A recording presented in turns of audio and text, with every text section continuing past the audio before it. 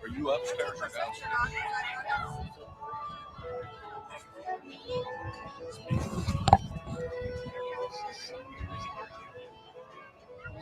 We have to keep that mic out there.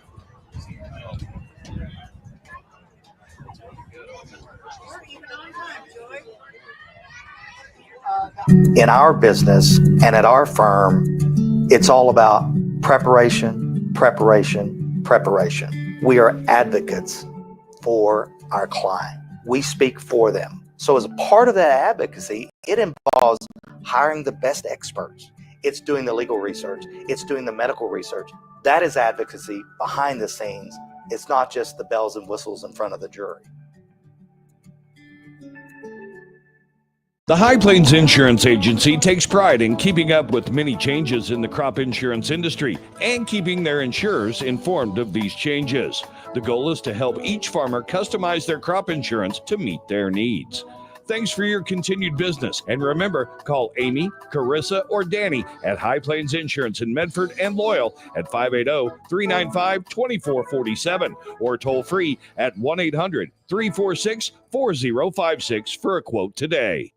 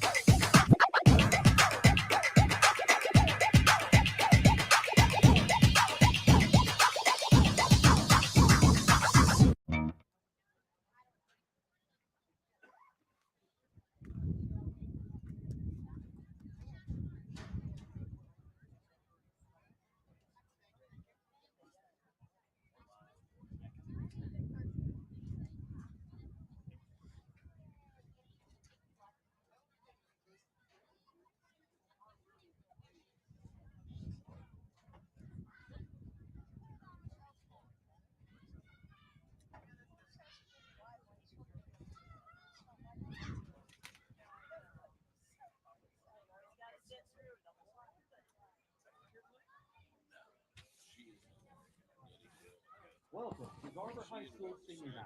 We take this opportunity to acknowledge our seniors who have participated in band, cheerleading, and football. Our first senior night is Hayden Anson. Hayden is the son of Teresa and Alan Woods. He has participated in high school band for 5 years. Hayden has had the honor of being the drum major this year. He has received 5 superior ratings at OSSAA State Solo and Ensemble, 8 superior ratings at Tri-State Solo and Ensemble, and made the All-Area Honor Band twice. Hayden is also on the Garber academic team and serves as the team captain. His favorite memory was making finals at Glenpool. Hayden plans on attending the University of Oklahoma to study music performance.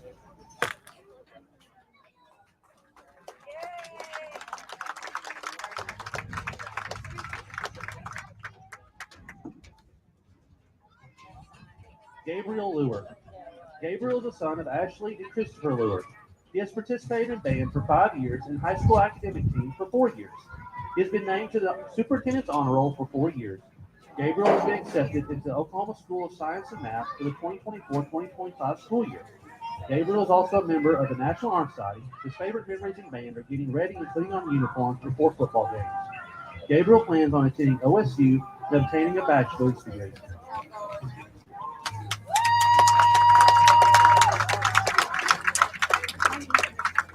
Kylie Bejarano. Kylie is the daughter of Nikki Zuniga and Justin Bejarano, and the stepdaughter of Buck Classic. She has been a cheerleader for 2 years and a member of National Honor Society for 2 years. Kylie has been involved in FCCLA for 2 years and is an archery professional representative. She is on the superintendent's honor roll and attends archery for cosmetology. Kylie's favorite memories are when the cheer team was at a quarter late to the Barnesville game her freshman year. Her future plans include graduating with her cosmetology license and eventually owning her own salon.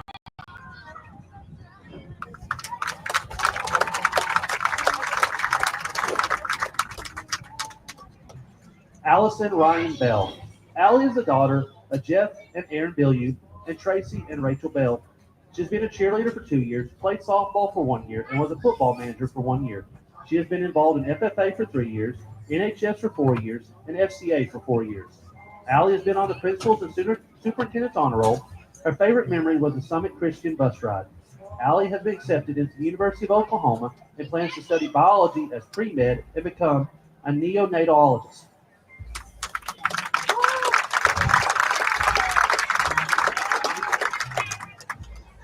Macy Lynn Carter. Macy is the daughter of Rusty and Erica Carter and Chris and Dana Southwick. She has been a member of FFA for 5 years and a football trainer manager for 4 years. Macy has been 2023 and 2024 FFA parliamentarian and 2024-2025 FFA Sentinel. She has also enjoyed showing livestock for the past 12 years. Her favorite memory was freshman year on the way to and from the Keys. Macy plans to attend Northwestern Oklahoma State University and study sports medicine and agricultural education.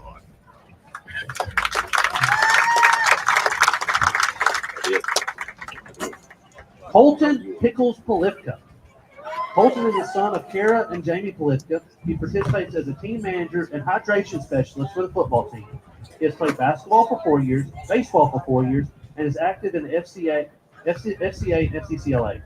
Colton's favorite memory is going to team camp.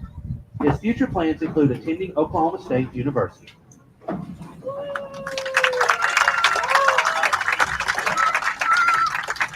Carson Scott Bishop. Carson is the son of Brock and Erica Bishop. He has played football for 4 years, baseball for 3 years, and track for 1 year. Carson has been on the principal's honor roll and involved in SCA for 4 years. He received All-District Underclassmen in 2022, All-District Underclassmen 2023, VIPE 100 2023 and 24, VIPE All-Class B running back. Carson was also a state qualifier for track in the 4x100, 4x200 in 2024, and he medaled in the 4x100. Carson has been selected to play in the Hawaii Tiki Bowl. His favorite memory is the football lock-ins. He plans on going to college to play football and study sports medicine and physical science.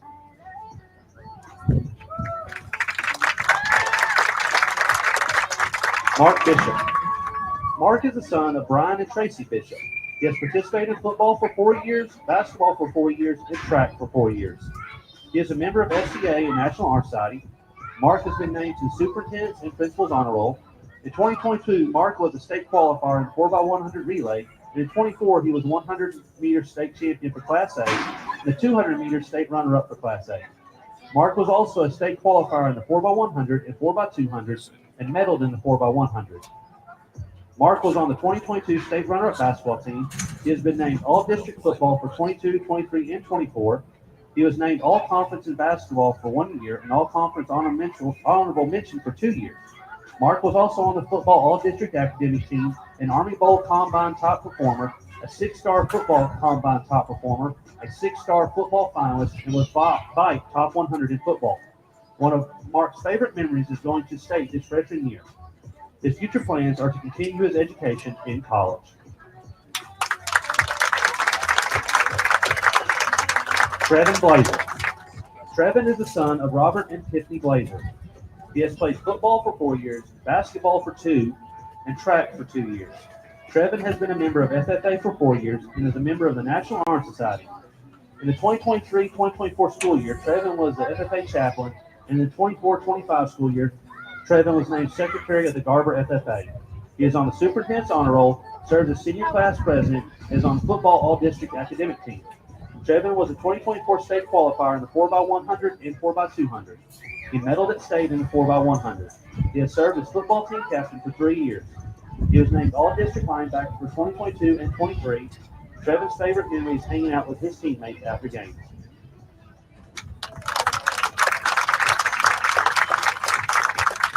Stephen Dexter. Stephen is the son of Laura Dexter and Jesse Toon. Stephen has participated in football, basketball, and track. Stephen has been on the principal's honor roll. His favorite memories are hanging out with friends on the sidelines. After high school, Stephen is going to join the Army and then head to Florida State University to study zoology.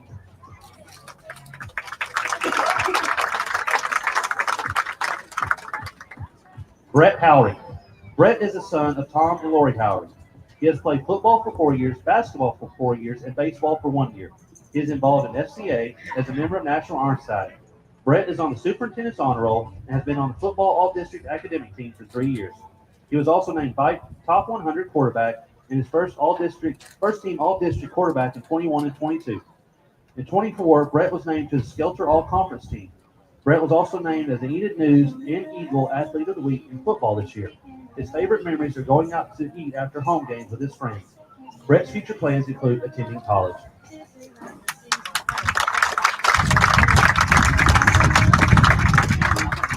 Cooper Hughes. Cooper is the son of Coy and Jenny Hughes. He has played football for 4 years, basketball for 4 years, and baseball for 3 years. He has been a member of SCCLA for 4 years, FCA for 4 years, and is a member of the National Honor Society. Cooper has been an FCCLA officer and class officer.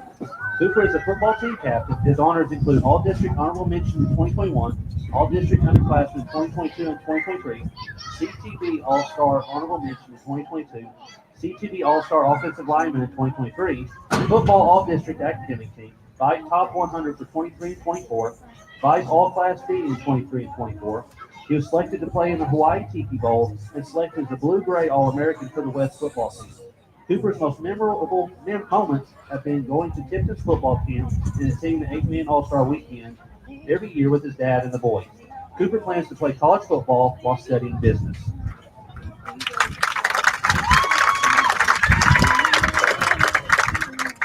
Domingo Ramirez. Domingo is the son of Domingo and Carrie Ramirez. He has played football for 4 years, basketball for 4 years, and baseball for 2 years. In 2023, Domingo received the Enid Area's Fan Choice Award sponsored by Stevens Ford for all area football defensive back. In 2023, Domingo was all-district underclassmen for football. Domingo has been a member of the National Honor Society for 2 years. He has also been on the principal's honor roll and the superintendent's honor roll. Domingo has also been a member of the FCA for 4 years.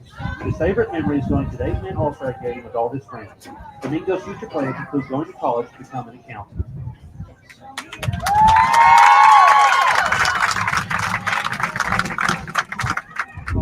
Seth Smith. Seth is the son of Rachel Smith and Josh and CJ Smith. Seth participated in football for 4 years, powerlifting, cross-country, and baseball for 4 years. Seth has been on the principal's honor roll. Seth was named All-District Honorable Mention in 2021 and 2022, Football All-District Underclassmen in 2023. He was also on the Football All-District Academic Team. His favorite memories are of every midnight practice. Seth's future plans are to complete an apprenticeship to become an electrician.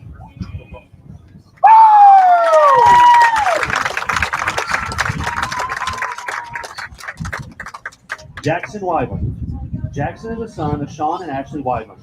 Jackson has participated in football for 4 years, basketball for 4 years, and track for 4 years. He is a 4-year member of the academic team. He is a member of SCA, the National Honor Society, and the Garber Lighthouse Leadership Team. He is currently serving as the National Honor Society president. Jackson has been on the superintendent's honor roll for 4 years. Jackson was a football team captain in 2023 and 2024. In 24, Jackson was named as the basketball homecoming team. His favorite awards consist of 3-time All-District Offensive and Defensive Lineman, CTB All-Northwest Football Defensive Lineman, VITE Top 100 Player, and VITE All-Class B Offensive Lineman. Jackson is a 2023 and 2024 state qualifier in shot put and a 2023 state qualifier in distance. In August of 24, Jackson was also recognized as KFOR's Homeland Scholar Athlete of the Week. In 2024, Jackson participated in the KFOR Oklahoma Youth Tour competition where he placed first. Jackson's most memorable moment in football was beating Shattuck in the first round of the playoffs last year. Jackson is committed to play football at Friends University, where he plans to major in business, and after graduating from Friends, he would like to continue his education by attending law school and obtaining his Juris Doctorate.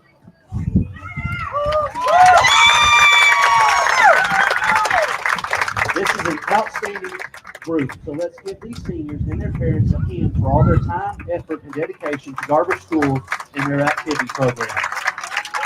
Let's go, Wolverines!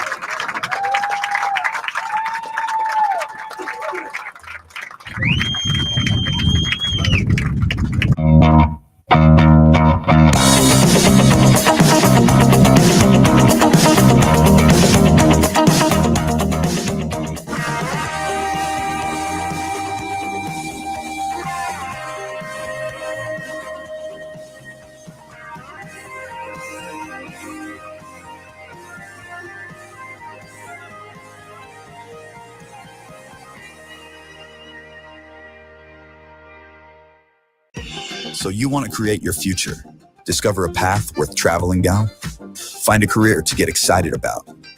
For decades, Career Tech has been training talented, skilled individuals, empowering them to step into a career that fuels not only their life, but the Oklahoma workforce. These individuals are the heartbeat of this state's economy. Individuals just like you. Create your future today at Oklahoma Career Tech. Dr. Matt Dieselhorst at Dieselhorst Sports and Orthopedics can help you get game day ready. Dr. Dieselhorst works with athletes of all ages, taking a coordinated approach to accelerate return to play and maximize athletic performance. His work with pros in sports training, injury prevention, bracing, functional rehabilitation, and imaging works seamlessly with his medical and surgical expertise. Get started by going to Dieselhorst Sports and Orthopedics. Let Dr. Matt Dieselhorst get you back on the field, backing all Oklahoma athletes on the field and off. For a bank that's big enough to serve you, but small enough to know you, turn to Alva State Bank. Whether you're opening your first checking account, going to college, starting a small business, planning a wedding, or having a baby, Alva State Bank is here for all of life's milestones. To learn more, visit any Alva State Bank branch or go online to alvastatebank.com. Alva State Bank. They plant roots where others have branches. Member FDIC and Equal Housing Lender. Day in and day out, you're committed. Every practice, every training, every game, every meet, you put in the work. Your fans may not see it, but you do. You have a story to tell, a personal brand, a career to launch, and an audience to connect with. Take control of your story with Athleon.co. You're doing the work. You deserve to benefit from it. Is your school or booster club looking for ways to fundraise? Let Downtown Threads create a custom website to showcase all your school apparel. You pick the design and the garment, we do the rest. We will handle all the payments and cut you one check when the website is closed. Call today, 580-237-7060. Downtown Threads, proudly supporting all local high school athletes. Ready to get back in the game? Great news. The movement experts at Physical Therapy Central can help you find relief and results and keep you off the sidelines. With over 30 convenient locations across Oklahoma City and beyond, contact PT Central today at ptcentral.org to see a physical therapist. When your business is agriculture, you want a bank behind you that doesn't cut and run at the first sign that there will be some tough times ahead. There are good years and there are always bad years. At Farm Credit of Western Oklahoma, we're here for them all. Agriculture, it's the backbone of our local community. We believe in it. We invest in it. We're here for the long haul. If you're in agriculture, it's time to let Farm Credit of Western Oklahoma make your best even better. Contact a loan officer today. Farm Credit of Western Oklahoma, the area's leading lender in agriculture.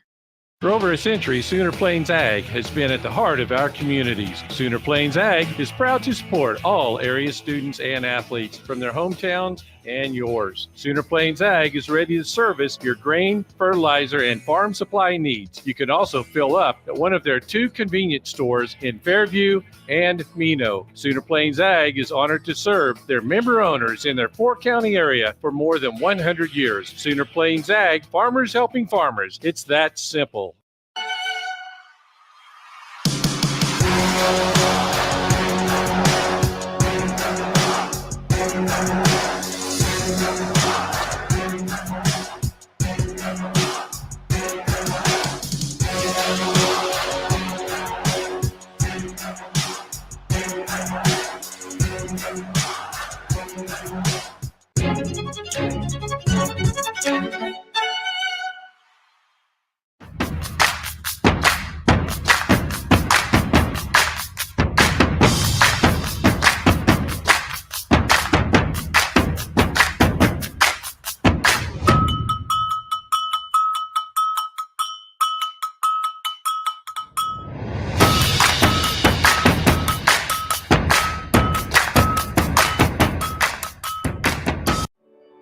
no matter what comes our way, we'll always put you first. You're more than a patient. You're someone we care about.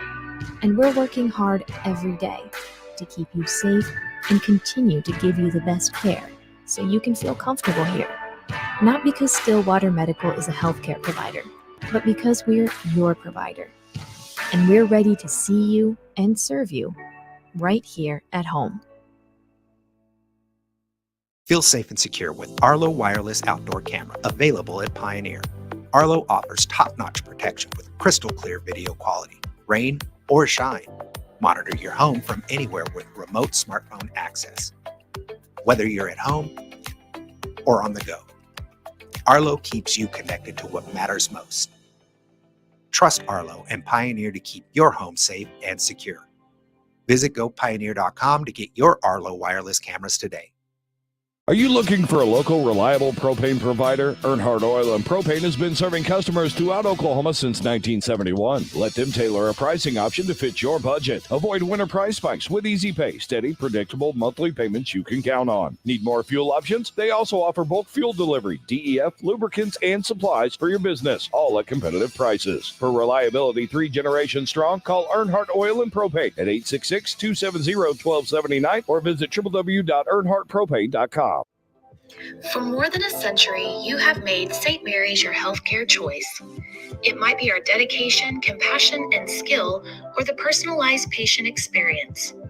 Perhaps it is our award-winning, high-quality care. Whatever your reason, you trust St. Mary's will offer advanced technology and comprehensive care close to home. Learn more about our services at stmarysregional.com.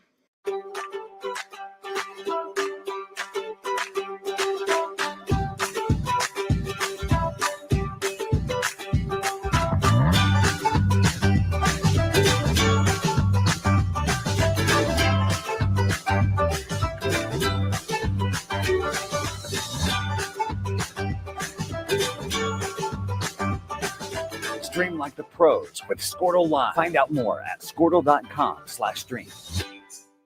This is Game Time. Neptune Game Time creates a high-energy game day atmosphere that your players and fans will love. Every song in our database is 100% lyric safe, which means you can stop screening music for good. Game Time also provides custom messaging to help you promote your upcoming events, concessions, and event-specific announcements. And it gives you the opportunity to sell sponsorships on your station that will generate revenue for your athletic department. Amp up your game day with Game Time. East River Roustabout, centrally located in Oklahoma, provides construction services specifically tailored for oilfield projects.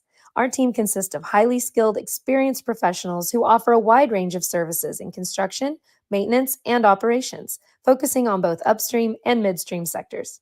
With a combined 44 years of experience in pipeline and roustabout services, our team leads have a proven track record of success for major energy companies.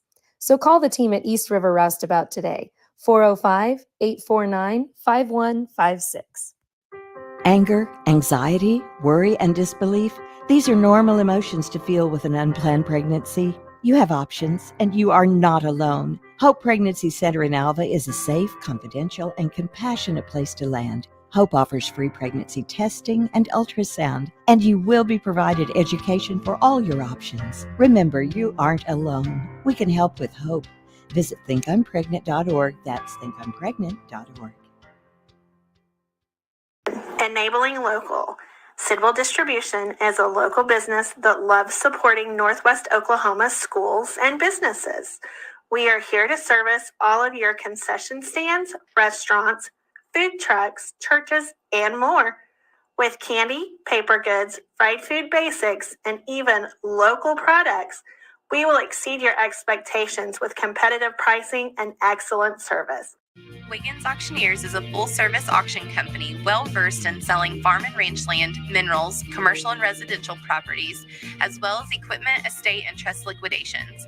In order to better serve our clients, Wiggins Realty offers conventional for-sale listings as well as buyer representation.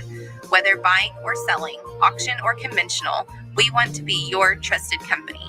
Wiggins Auctioneers, 3 generations strong and setting the standard since 1963. Why be a ranger?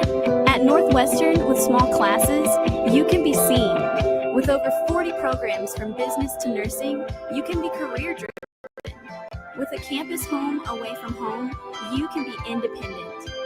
With over half our students graduating without student loans, you can be debt-free. And with a mosaic of cultures, you can be you. Northwestern, success lives here.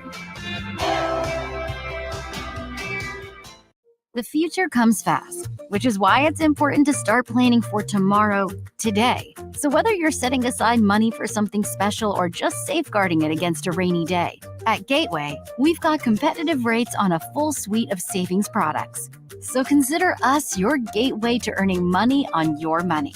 Open a high-yield savings account with an annual percentage yield of 3.5%. Visit gatewayfirst.com. Gateway First Bank, member FDIC. Summer job, babysitting money, graduation gifts. Sounds like it's time to open a free student checking account with Communication Federal Credit Union. It's made for teens and tweens. Open your new account and get a free Visa debit card for secure shopping power online or in stores. Plus, mom and dad can transfer money in and manage it all from the app. Go to comfedcu.org for details. Communication Federal Credit Union. Farming today isn't just about hard work. It's about making smart choices. That's where Correction Line Ag and BW Fusion step in. We're redefining crop nutrition with cutting-edge biology that delivers real results. Stop relying on outdated methods. It's time for a fresh approach. CLA delivers data-driven solutions tailored for every growth stage, boosting your farm's ROI. Ready to get started? Call 833-CLA-SOIL or visit correctionlineag.com. Smarter farming starts here. In our business and at our firm, it's all about preparation, preparation, preparation. We are advocates for our client. We speak for them. So as a part of that advocacy, it involves hiring the best experts.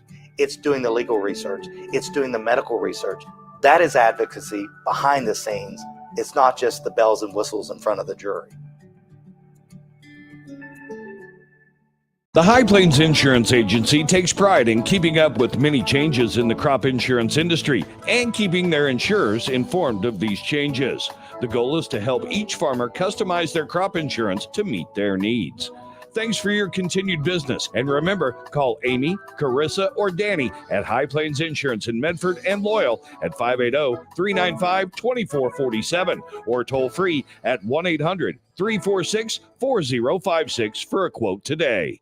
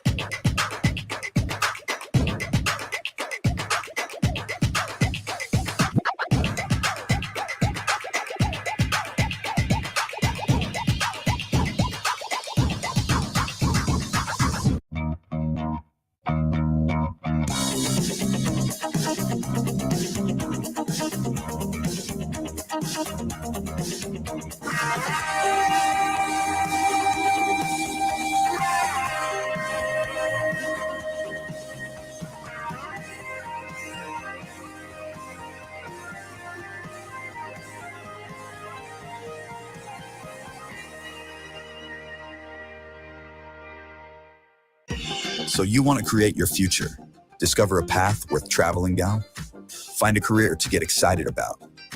For decades, Career Tech has been training talented, skilled individuals, empowering them to step into a career that fuels not only their life, but the Oklahoma workforce. These individuals are the heartbeat of this state's economy. Individuals just like you. Create your future today at Oklahoma Career Tech. Dr. Matt Dieselhorst at Dieselhorst Sports and Orthopedics can help you get game day ready. Dr. Dieselhorst works with athletes of all ages, taking a coordinated approach to accelerate return to play and maximize athletic performance. His work with pros in sports training, injury prevention, bracing, functional rehabilitation, and imaging work seamlessly with his medical and surgical expertise. Get started by going to Dieselhorse Sports and Orthopedics. Let Dr. Matt Dieselhorse get you back on the field, backing all Oklahoma athletes on the field and off. For a bank that's big enough to serve you, but small enough to know you, turn to Alva State Bank. Whether you're opening your first checking account, going to college, starting a small business, planning a wedding, or having a baby, Alva State Bank is here for all of life's milestones. To learn more, visit any Alva State Bank branch or go online to alvastatebank.com. Alva State Bank. They plant roots where others have branches. Member FDIC, an equal housing lender. Under a clear sky with a game time temperature of 68 degrees, we welcome you live to Garber, Oklahoma, in northwest Oklahoma for a Class B1 District 1 showdown between a pair of top 5 Class B1 schools. The 4th-ranked Turpin Cardinals, 5-1, and the 6-1 Garber Wolverines, who come in ranked 5th. Hello again, everyone, and good evening. I'm Todd Miller, along with Adam Dieselhorst and our Skordle crew. Tonight's game presented by Brahms Ice Cream and Dairy Stores, and tonight's game sponsor, of course, is High Plains Insurance. Adam, there's so many candidates week in and week out, it seems like, for the game of the week, and this one really kind of stuck out to you when you started to look at the schedule. The winner of this game, certainly not guaranteed, but it's going to have a real leg up on the other team to host a first-round playoff matchup. Yeah, and how important is it, obviously, in general, but also if you're a team like Turpin, where you have to make teams travel that far to play you out there in the Panhandle. But yeah, we've got a great 8-man matchup. As you know, Todd, we enjoy covering these small school games. Our bigger school game this week, make sure you tune in. Tuttle and Blanchard, that's going to be just a fantastic game too, but excited about this one. Will you be disappointed if we don't see a lot of offensive fireworks in this one, Adam? Turpin comes in averaging just under 50 points a game and giving up just under 15.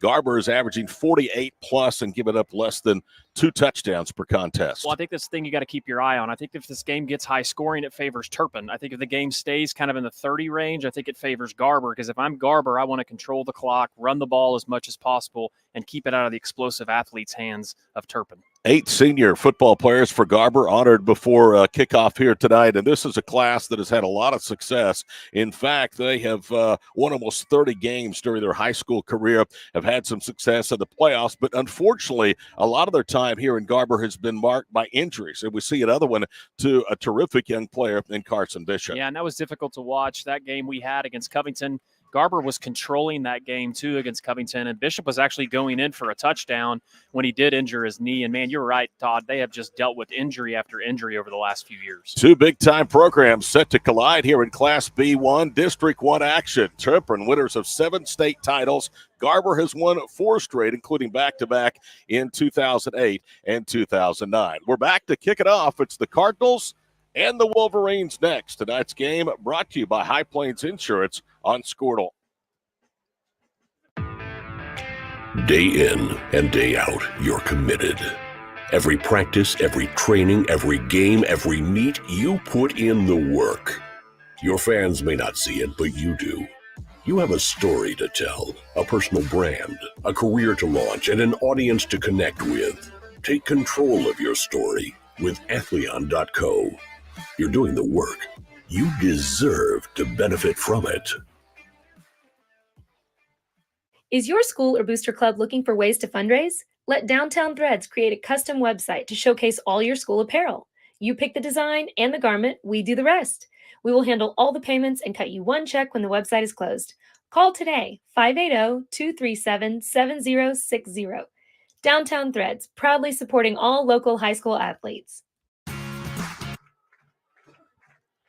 As you might expect, a near full house here on hand tonight at Warrendale Stadium in Garber as we get ready for the showdown between a pair of top-ranked teams in Class B number 1. Garber making their way out of the field. Already Turpin has been out of the field for some time. The Cardinals are already ready to kick this thing off with a half minute still remaining on the game clock. Garber will wear maroon and silver tonight. Turpin, the white and red uniforms with the black pants and the black helmets. And, of course, that traditional Cardinal that looks like the Arizona Cardinals on both sides of the helmet. These two, again, have combined to win 11 state championships, Turpin last won in 11-man back in Class A 1995. Their head coach is Justin Hanna. He's in his 12th year, a record of 69-56. Garber last won back-to-back titles in 08 and 09. They have won 4 in their school history. Coy Hughes in his 6th season here at Garfield County with a record of 38-24. Jet Huffman, number 34, a senior for Turpin. Get ready to hear a lot about him tonight on both sides of the football. Also will spot the ball on the tee and kick it away. Garber won. They say we want the football, and so they will move from south to north, that is right to left, as we sit here inside the press box at Warrendale Stadium. It is an absolutely beautiful night. There is a little bit of a wind, northeasterly, about 10 miles per hour, which basically is blowing diagonal across the field. So it could slightly affect the passing game, but we don't expect many problems at all as sun has set, and again, the temperatures are in the upper 60s. Here we go, Turpin and Garber. Glad to have you along with the Skordle Game of the Week tonight from Warrendale Stadium. Here is Huffman's left to right boot, and it hangs up, and this is going to be returned near the 10-yard line.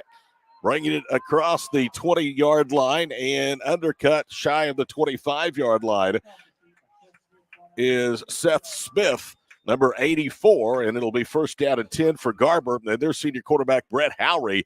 Howry has completed 72 passes this year for nearly 1,200 yards. Here's the most impressive thing about Brett Howry: 16 touchdowns at him and no interceptions. He's been very careful with the ball this year. Nice tackle there for Turpin to start off, Aaron Gandarella. 11:53 to play here in the first quarter. First down at the 22-yard line. Howry throws it out. Mark Bishop near side gets a little bit of a walk, and Bishop is across the 25-yard line. It hits short of the 27-yard line as Saul Alvarado, the sophomore defensive back at corner, was there to make the stop. Great block out there wide by Domingo that time for Garber. Mark Bishop with his 14th catch of the year. He's over 260 receiving yards. He gets 5 of the 27. It's going to bring up second down and 5. Opening 36 seconds here of play from Garber. High snap. They're going to hand it off on the inside to Alex Chester, and Chester has nowhere to go. He's dropped right on the point of attack, trying to run right. Third down upcoming for Garber, and you can see how physical that defensive front is for the Cardinals. Well, just a great stop that time. They definitely had that play read. Good job by the Turpin defense. Under 11 minutes to play here in the first period. Third down and 5 at the 27-yard line. Howry will go out of the gun with Alex Chester, his single setback offset to his right. It's a 3-man defensive front for Turpin. They show some blitz up the middle. Now they back off, play him straight up. The handoff goes to Chester behind left guard, and he has a first down at the 37-yard line. So they audibled out of the original play and got some really good blocking behind Cooper Hughes and Jackson Weebling, along with Jason Smith up front. Well, that time, too, they brought Bishop in at tailback, Todd, and you're right. Weibling pulled across, had a good block. A great job by the O-line there. Yeah, it was Bishop and not Chester that carries for 8 and a first down to the 35-yard line. 95 seconds into the first quarter. There's no score, but Garber with the first possession of the night. Bishop the single setback. Now they're going to option that way. They toss it to Mark in the backfield. Stiff arms one defender, now is in trouble, and he's going to be dropped for a loss. Jackson Leinert, the senior at defensive end, just would not let him get out of his grasp. It's going to go for -2 and bring up second down and long. Great job by big number 52 Ebersol there for Turpin stretching that play out and making the play in the backfield. By the way, if you've never watched film of Cooper Hughes, do so. 6'5", 285, and a senior. Coming into senior night, his final regular season home game, he has 158 career pancake blocks. We'll talk more about that after this play. Under center is Howry. He'll turn and he hands it off, and there's little running room to Trevin Blazers. He's across the 35. He gets the lost yardage plus 2 more back and brings up third down and 8 with 9:18 and counting to play here in the first quarter. A quick dive. That's kind of some old school football there, Todd. So 3rd and 8 at the 37-yard line. Big play for both teams here 3 minutes into the ball game. Back to throw to the gun is Howard. Look at the time he has. He rolls right, dumps it across the way, and it's caught by the tight end Seth Smith for a first down near midfield. Boy, that front three just controlled the line of scrimmage and gave Brett Howry, who's completed almost 70% of his passes as a senior, plenty of time and a gain of 12 to the 49. Yeah, if you give Howry that much time, he's going to find somebody. Great job being patient in the pocket and finding the tight end across the middle. Howry with over 6,000 career passing yards and 90 touchdowns. 16 with no interceptions here in 2024. Turpin wants a timeout. We'll step aside. 9:02 to go in the opening quarter. Garber marching. There's no score on the High Plains Insurance Skordle Game of the Week. Ready to get back in the game? Great news. The movement experts at Physical Therapy Central can help you find relief and results and keep you off the sidelines. With over 30 convenient locations across Oklahoma City and beyond, contact PT Central today at ptcentral.org to see a physical therapist. When your business is agriculture, you want a bank behind you that doesn't cut and run at the first sign that there will be some tough times ahead. There are good years and there are always bad years. At Farm Credit of Western Oklahoma, we're here for them all. Agriculture, it's the backbone of our local community. We believe in it. We invest in it. We're here for the long haul. If you're in agriculture, it's time to let Farm Credit of Western Oklahoma make your best even better. Contact a loan officer today. Farm Credit of Western Oklahoma, the area's leading lender in agriculture. For over a century. First down at 10, Garber to infield field at their own 49-yard line. The sixth play of the drive upcoming to be converted on third down twice. Back in the backfield is Trevin Blazer, offset to the left of Howry. Now they motion Bishop to the near side and give it on a jet sweep to Mark. He's got running room out of an ankle tackle. Down the sidelines he goes to the 20. He stays on his feet, and he's in for the touchdown. It looked like Carson Peters, the corner, was going to have a chance to knock him out of bounds, Adam, inside the 10. He made a diving attempt, but somehow Bishop stayed on his feet, and he goes 51 yards for the first score of the night. Yeah, just a big-time run, and, great job, again, blocking up front. Good play call, and Bishop does the rest. I mean, they had a chance to tackle him in the open field. He just kind of sidestepped him. 38th career rushing and passing touchdown for Mark Bishop, who is approaching 2,300 receiving and rushing yards. Garber will go for two, leading 6-0. 8:53 to go here with the first period.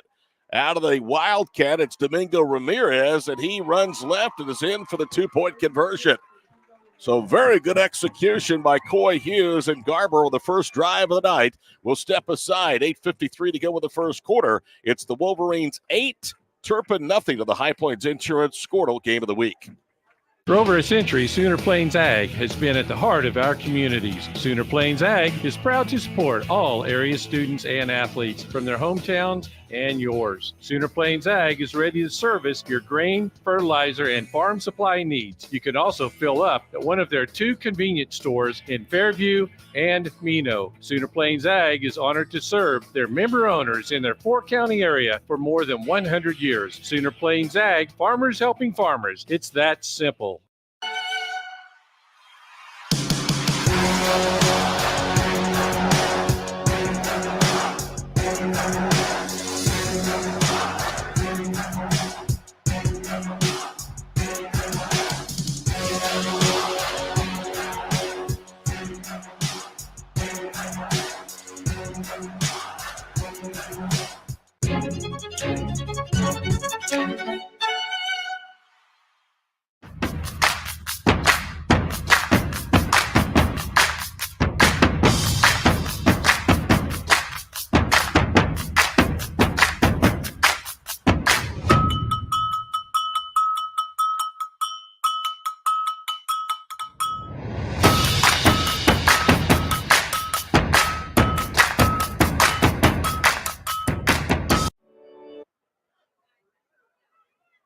Set to kick it off is the freshman Caden Ramsey. He will kick it deep to Carson Peters, the jack of all trades for Turpin, the defensive back, the starting quarterback, and the kickoff return man.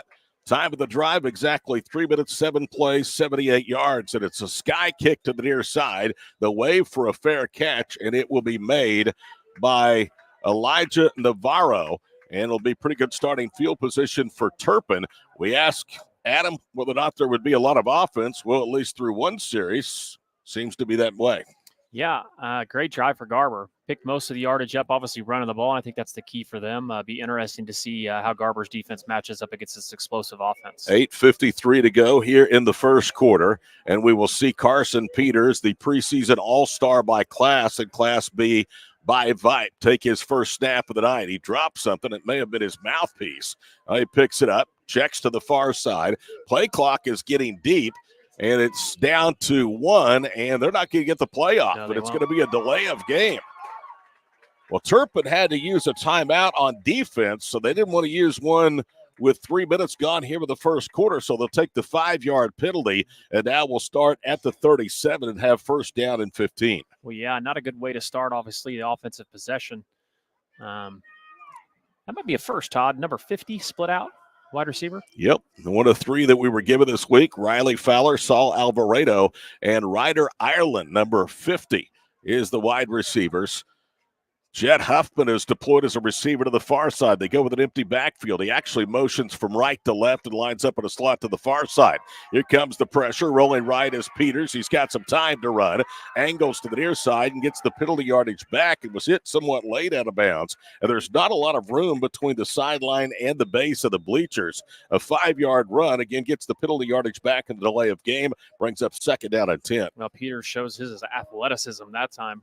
Breaking the pocket, and he got 5 yards quick. 8:47 to play here with the opening quarter. Todd Miller, Adam Dieselhorst, the crew with you tonight from Warrendale Stadium in Garber. Love coming here. Garfield County, a great place for 8-man football. From the 42, they're going to motion Huffman to the near side as they go with an empty backfield.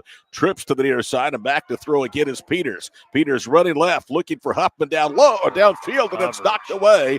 Mark Bishop got his left hand right in front of Jet and tipped the ball away around the 37-yard line. Yeah, just a great defensive play there that time by Bishop because, Huffman was out there. Nice little route, too, but, man, good defensive stop for Garber. Big third down here for Turpin. They trail 8-0 with 8:41 to go here in the first period. If you're just joining, Mark Bishop took at the house on a reverse 51 yards, capping a 7-play, 78-yard scoring drive for the Wolverines in 3 minutes. Turpin's offense coming into this matchup, averaging just a shade under 50 per ball game, but they're backed up at their 42.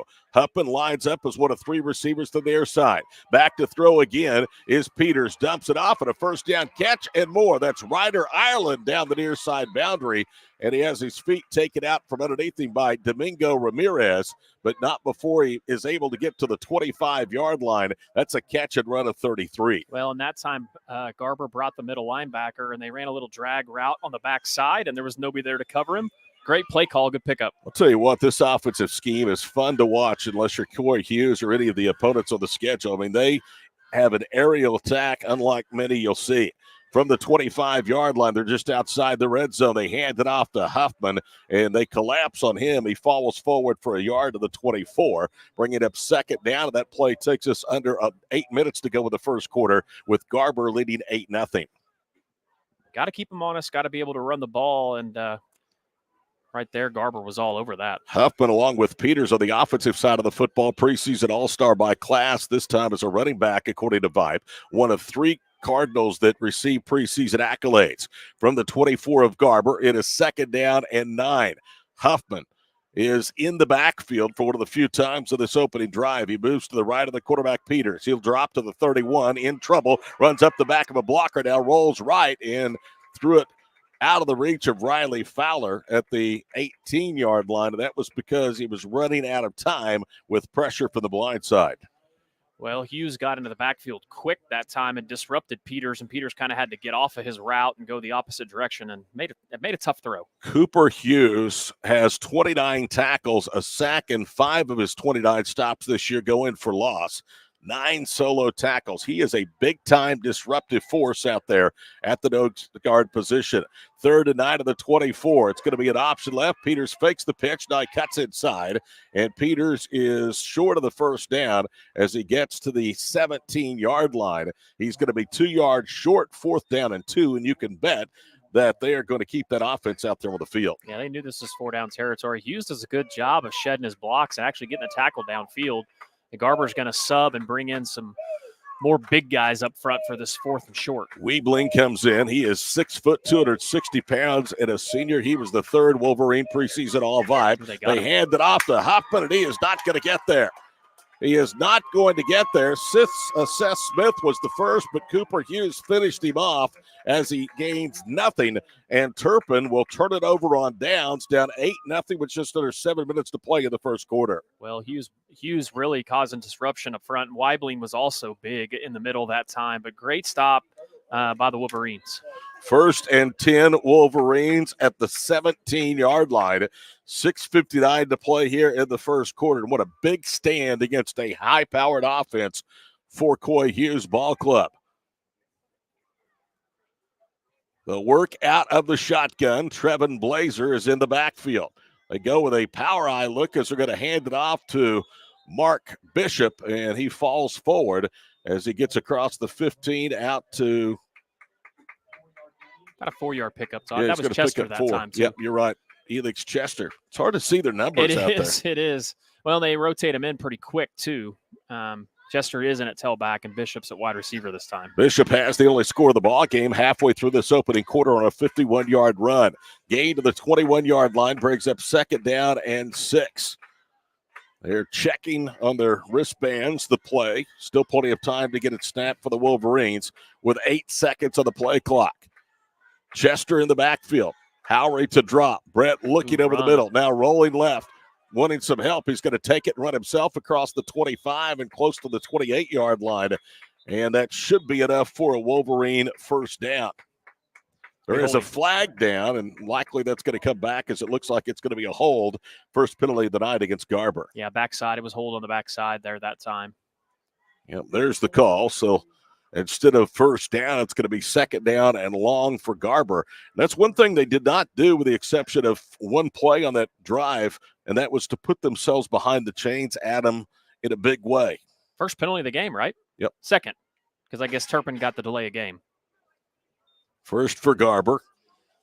They'll mark it back to the 11-yard line, so it'll bring up 2nd and 16 with 6 minutes to play here in the first quarter. 8-0 Garber in a huge District 1 matchup in Class B1.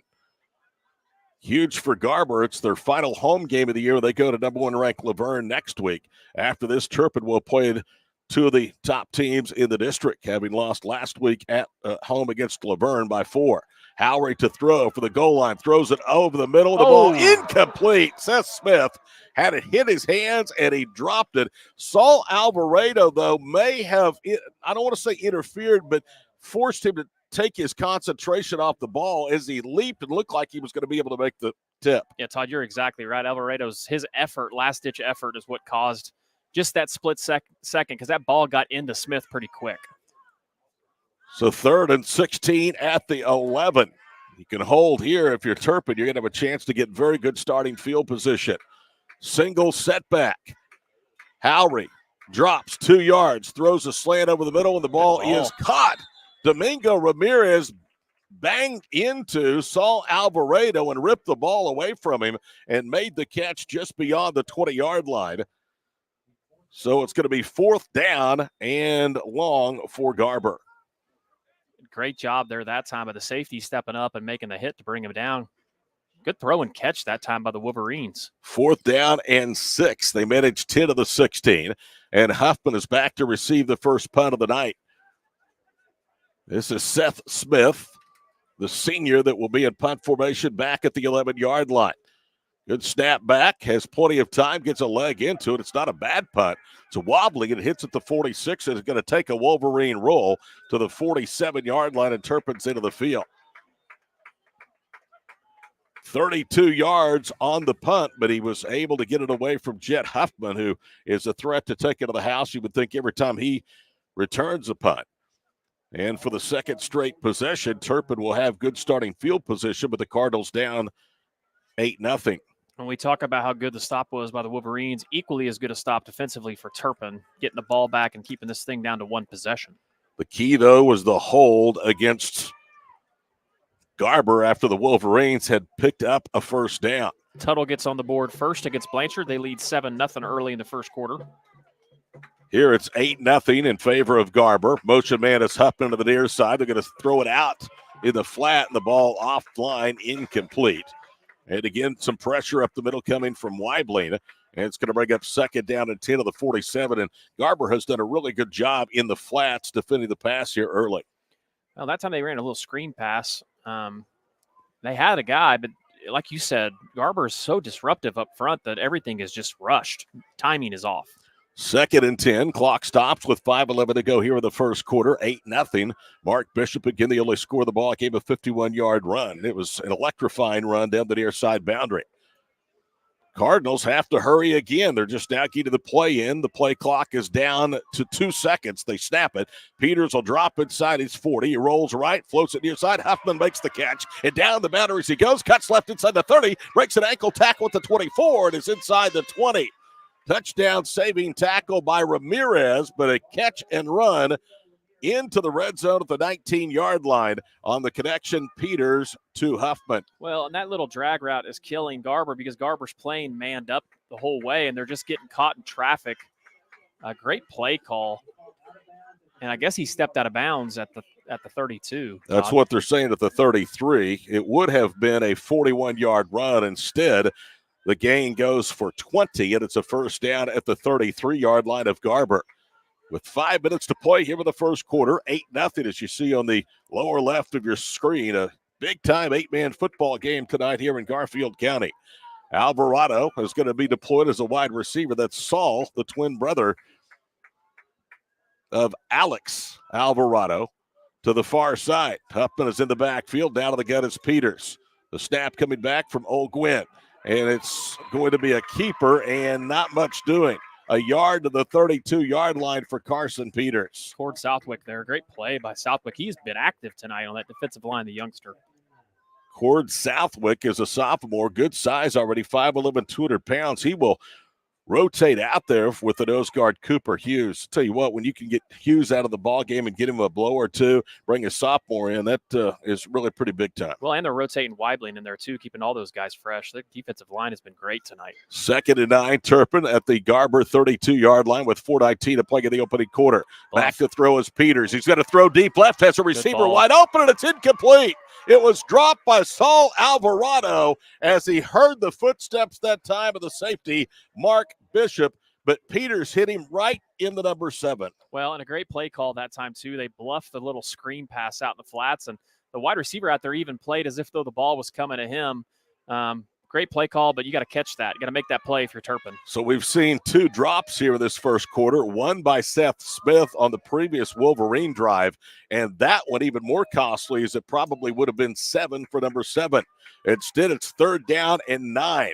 Average 3rd down conversion attempt just over 9 yards on 2 prior for the Cardinals. They're 3rd and 9 on the 32. Direct snap. They throw over the middle, ball caught, and dragging a defender with him, and he's going to be tackled inside the 10-yard line. That was Elijah Navarro. Or was that Riley Fowler? I think it was Fowler, number 6. I think it was too. Yes, sir, it was. Love the play call that time.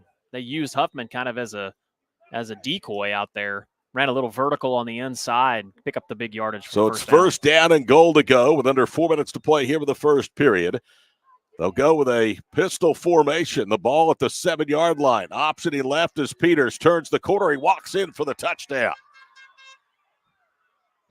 And now we're a 2-point conversion away for the equalizer. Well, just a great answer that time by Turpin. Great offense, great job moving the ball. And right there you see him even pick up some yards running it.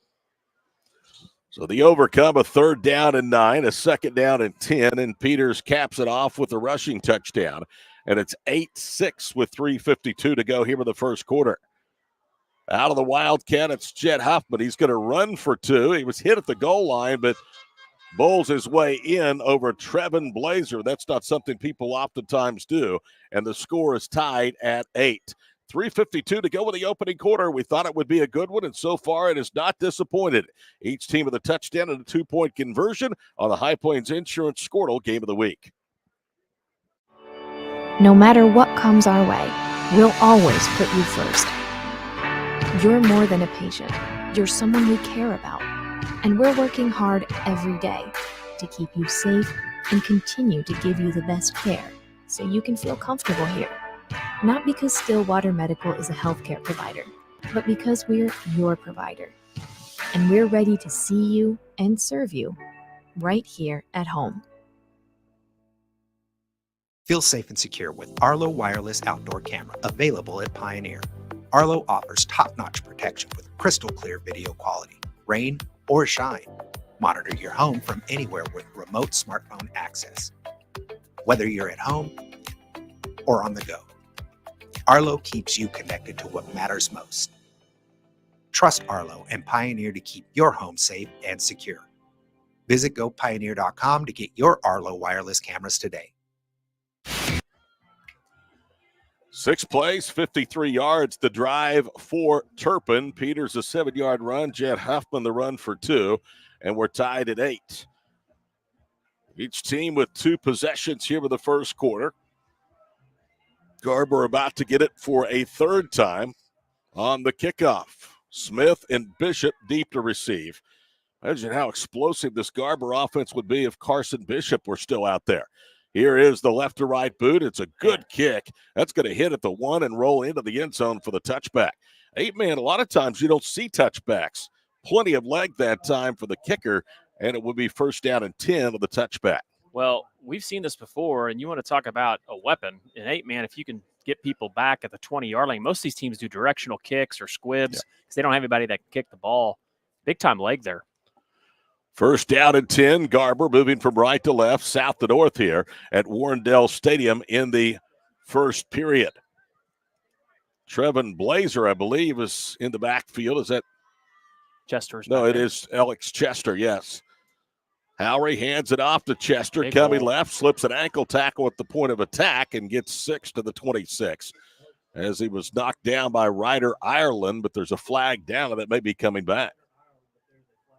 Yep, it's a hold against Garber. That's the 2nd such penalty here in this first quarter. And you just can't afford against this Turpin defense to put yourself behind the chains early in the downs. And they've done it for a 2nd straight possession, and now they're going to be backed up near the 10-yard line. Yeah, it makes it tough. Obviously, that's what happened last time. And 2nd time that they've, like you said, started out 1st and 20.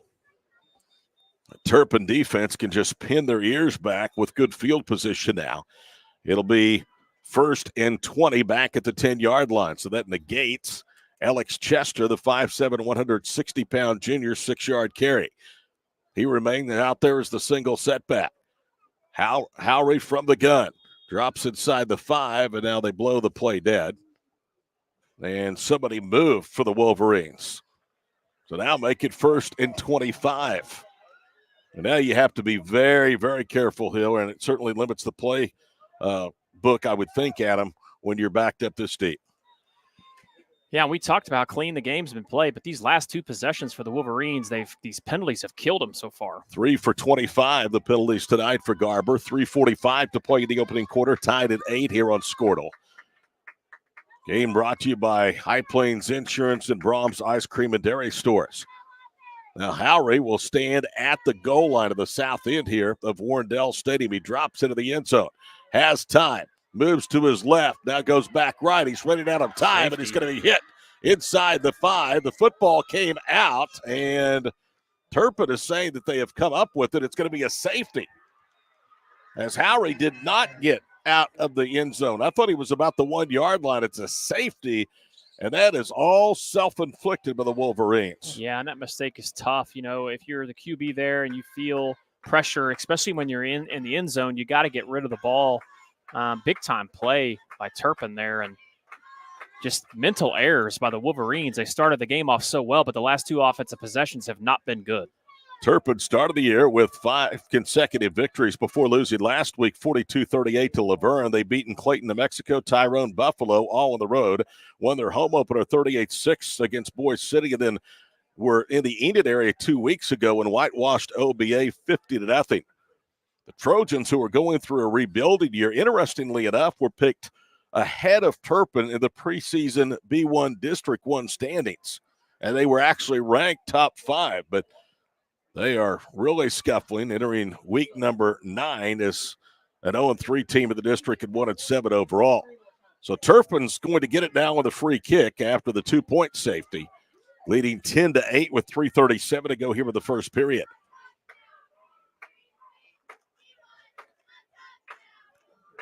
So the 15 yards in penalties assessed against Garber on that drive proved to be very, very fatal. They're going to place the ball on the tee at the 20-yard line. So they'll kick it away, but Peters, who's deep to receive at the 31-yard line, should give Turpin outstanding starting field position. They have dominated this game in terms of starting field position at their 37 to their own 47-yard line. Here is the kickoff, upcoming from Caden Ramsey, and it goes straight up in the air, and it didn't even go 10 yards, or right at 10 yards, and now Turpin is going to start at the 30-yard line, and there's the case in point we made about the weapon Turpin has in a kicking game. Well, and just mistake after mistake after mistake here for the Wolverines. The Wolverines need to, knock this dust off, and if you're Turpin, this is kind of where you go for blood, right?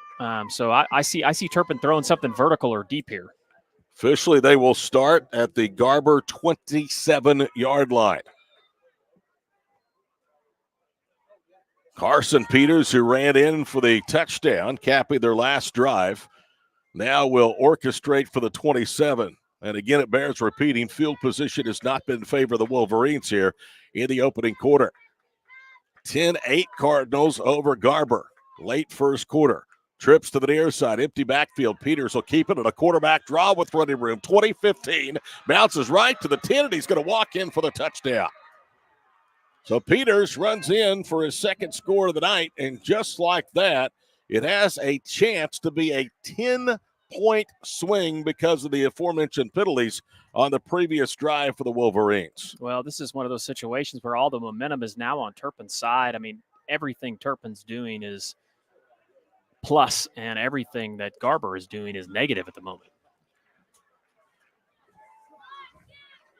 Turpin has won 8 or more games their last 2 seasons. Went 9-2 last year, beat Pond Creek in the first round of the playoffs as Huffman will run in for 2. And it is 18-8 Cardinals. Timeout, 3:28 to play here in the first quarter. We're back after these messages on the High Plains Insurance Game of the Week. Brahms is bringing the heat. Introducing Brahms new spicy chicken sandwiches. Flavor this good just can't be beat. Brahms crispy, tender, spicy chicken delivers just enough kick to ramp up our original recipe. Get it regular or club style with crispy bacon and American cheese. Add on Brahms sauce for that extra burst of heat, and you have spicy chicken sandwich perfection. Because nothing is better than Brahms. Are you looking for a local, reliable propane provider? Earnhardt Oil and Propane has been serving customers throughout Oklahoma since 1971. Let them tailor a pricing option to fit your budget. Avoid winter price spikes with easy pay, steady, predictable monthly payments you can count on. Need more fuel options? They also offer bulk fuel delivery, DEF, lubricants, and supplies for your business, all at competitive prices. For reliability 3 generations strong, call Earnhardt Oil and Propane at 866-270-1279 or visit www.earnhardtpropane.com. Short one play, 27-yard drive after the free kick following the safety. Landed at the 27-yard line. Only went 7 yards. And Peters now has run for a pair of scores. It's 18-8 Turpin. 3:28 to go here with the first quarter. So after Garber hit him with the right cross, a 7-play, 78-yard drive at him, this game is really swung in favor of the visitors from the Panhandle. Yeah, I mean, credit to Turpin. They have really struck, as Garber's just kind of self-imploded here with too many penalties, mistakes, and Turpin has really capitalized. Jed Huffman will swing his left leg, approaches and kicks an end-over-end kick, drives Smith back inside the 5. Smith is going to return it to the 10, slips one defender, a flag is down. Smith out of another tackle, gets to the quarter of the 20, angling to the near side across the 25, but that's likely coming back as the flag rests back at the 13-yard line. I think it's going to be a block on the back is what it looked like. It's exactly what it is, and now they're going to start inside the 10 again. Well, just look at the difference in, the the body language from Garber right now comparative to Turpin. Not a good sign. I mean, there's plenty of game here. We still have 30 seconds left to go in the first quarter. There's just a 2-possession game. Garber just needs to get things back rolling again. Ball will be put down just outside the 5-yard line. So their last 3 drives at the 17, at the 5, and now at the, it's like maybe the 6 or 7-yard line. And it's all been because of penalties. Fake the handoff to Bishop, running right. Howry, he has some running room. Mark down the boundary, Brett down the boundaries to the 40, 30, 45, and he's out of bounds into the Turpin sideline. There's a flag again, too. There is another flag. Back down at the 16-yard line, and it's coming back.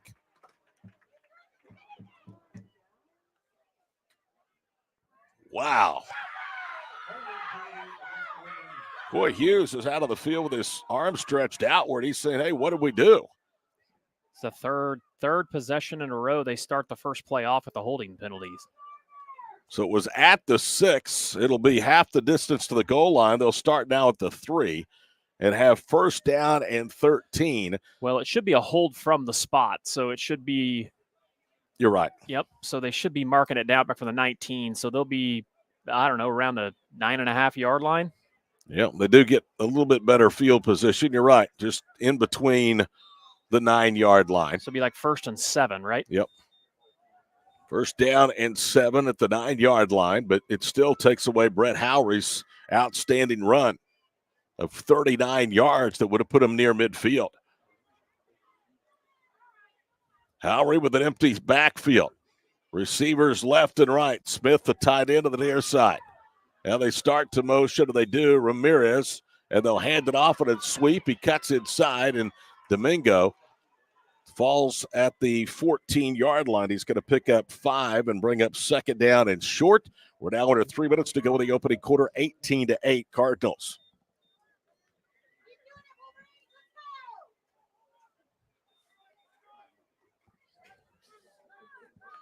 Second and 2 with the 13-yard line.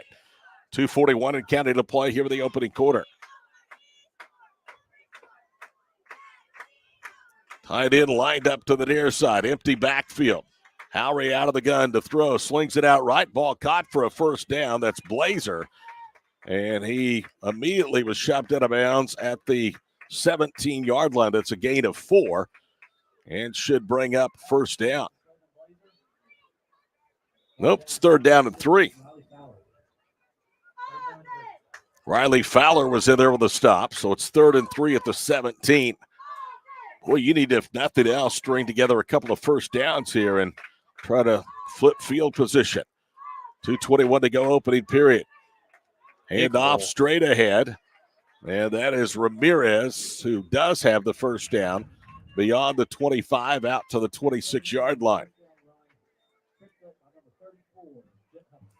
Well, good job by that O-line up front. If you're Garber, just keep feeding it up, up the middle, man. That's where they're having that success. Be patient. Huffman was in that last tackle. He's been really active from the defensive backfield. Ramirez remains out there at the single setback for the 26-yard line. Howry claps his hands it off to Ramirez, makes a cut left. He's across the 30, dives down to the 32-yard line, maybe the 33. Tell you what, this guy is shifty. Coming in, didn't have any rushing stats on him. I know he's carried the ball, but he had 30 receptions and 5 touchdowns.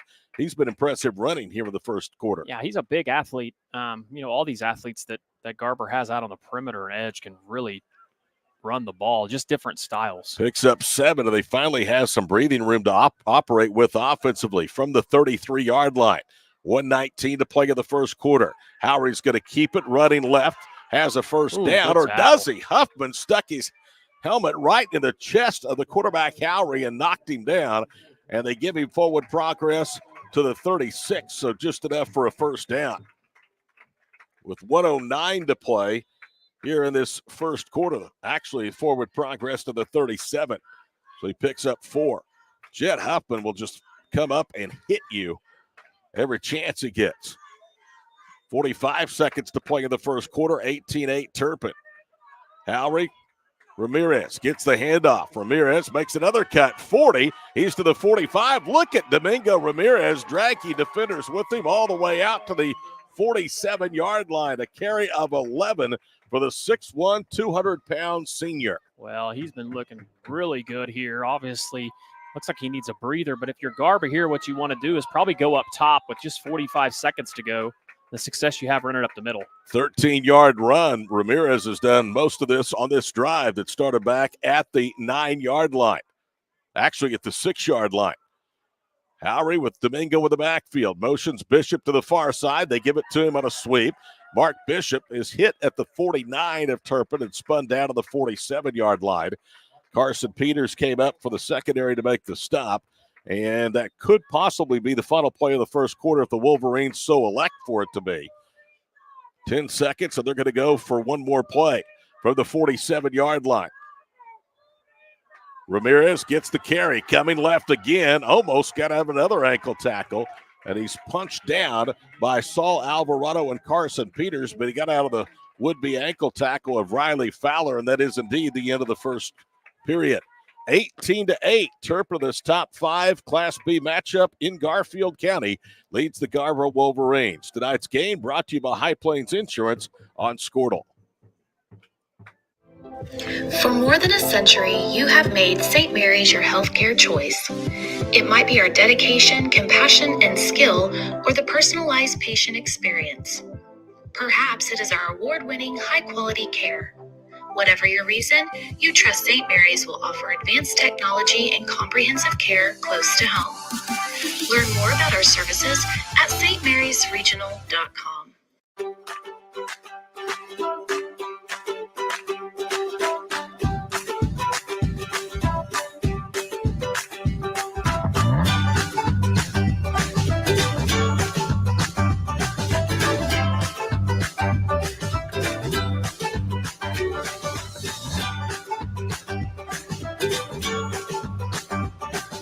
Stream like the pros with Skordle Live. Find out more at skordle.com/stream. This is Game. Whether Brahms is your stop for a burger and ice cream on your weekly trip for groceries or from the Farm Fresh Market, Brahms is proud to be a part of your family's tradition. Brahms Farm Fresh for over 50 years and proud to support high school athletics and partner with Skordle. Todd Miller, Adam Diesel Horse, Josh and Tyler, the crew tonight. 12 minutes in the books, 18-8 our score. Very impressive drive working, all from Domingo Ramirez, the wide receiver. He is carried from the 6-yard line of this drive out to the 41 of Turpin. Now Garber in the home maroon will move from left to right. Howry has a one-back set. Bishop to the near side, gets the handoff, cuts inside, and he is spun down at the 38-yard line. Tell you, Jackson Leinert did not make the tackle, Adam, but he forced him right back into the middle of that defensive core. Yeah, and that time I see why Bishop did cut up, but man, you'd like to see him get this edge. I think he only had beat one man, but that time he tries to cut it up and only picks up 3 or 4 yards. One time he did get the edge in the first quarter. He took it to the house, 51 yards, a score that gave at the time the Wolverines an 8-0 lead. 2nd down and 7 of the 38-yard line in Turpin territory. They'll hand it to Ramirez again, makes a little jump cut in the backfield and dives to the 35. 3rd down and 4 upcoming with 11:10 to play here in the first half. Yeah, if your Coach Hughes here and you're calling plays, this is obviously 4-down territory, so you want to know you got a second chance at it. So plus yardage is big. Under 11 minutes to play here in the first half. Glad to be in Garber as we usually make 1 or 2 trips here a year on the Skordle Game of the Week. Mark Bishop is deployed as a wide receiver to the near side.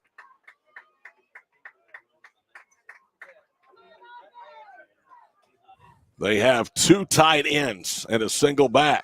Now Howard's going to try to run for it, needs a block on the edge, did not get there.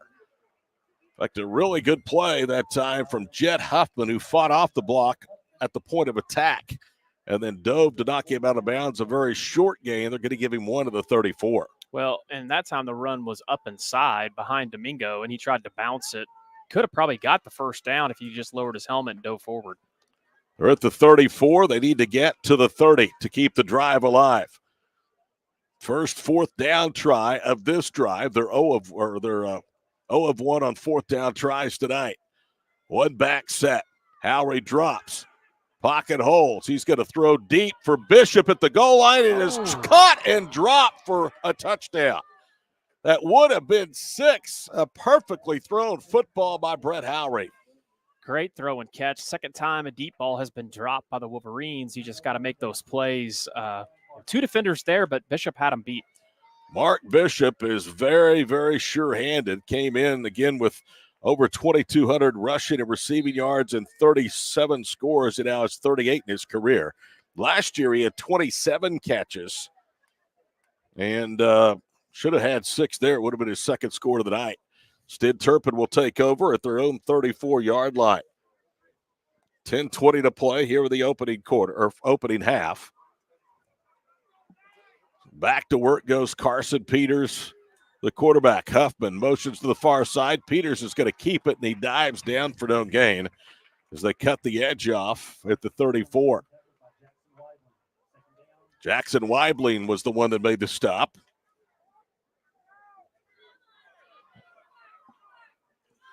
No gain, under 10 minutes to play here with the first half. 18-8. Adams said if it's a low-scoring game, it favors the Wolverines. So far, I'm wrong. 2 receivers wide right, 1 to the far side. Huffman, one of the receivers, now will line up as trips to the far side. Back to throw is Peters. Here comes the pressure. He runs away from it, flips it up ahead, has Ireland, and he is smothered immediately at the 37-yard line, a gain of 3. As that play was very well diagnosed by the Wolverine defense. What a great play by Peters. That was almost Patrick Mahomes-esque. Kind of just threw a little shovel pass out there. Still picks up some positive yardage. 3rd and 7 of the 37-yard line. 9:15 to play here with the first half. 18-8. Turpin, top 5 matchup according to the Skordle rankings. They need to get to the 44. Huffman motions from left to right of the formation.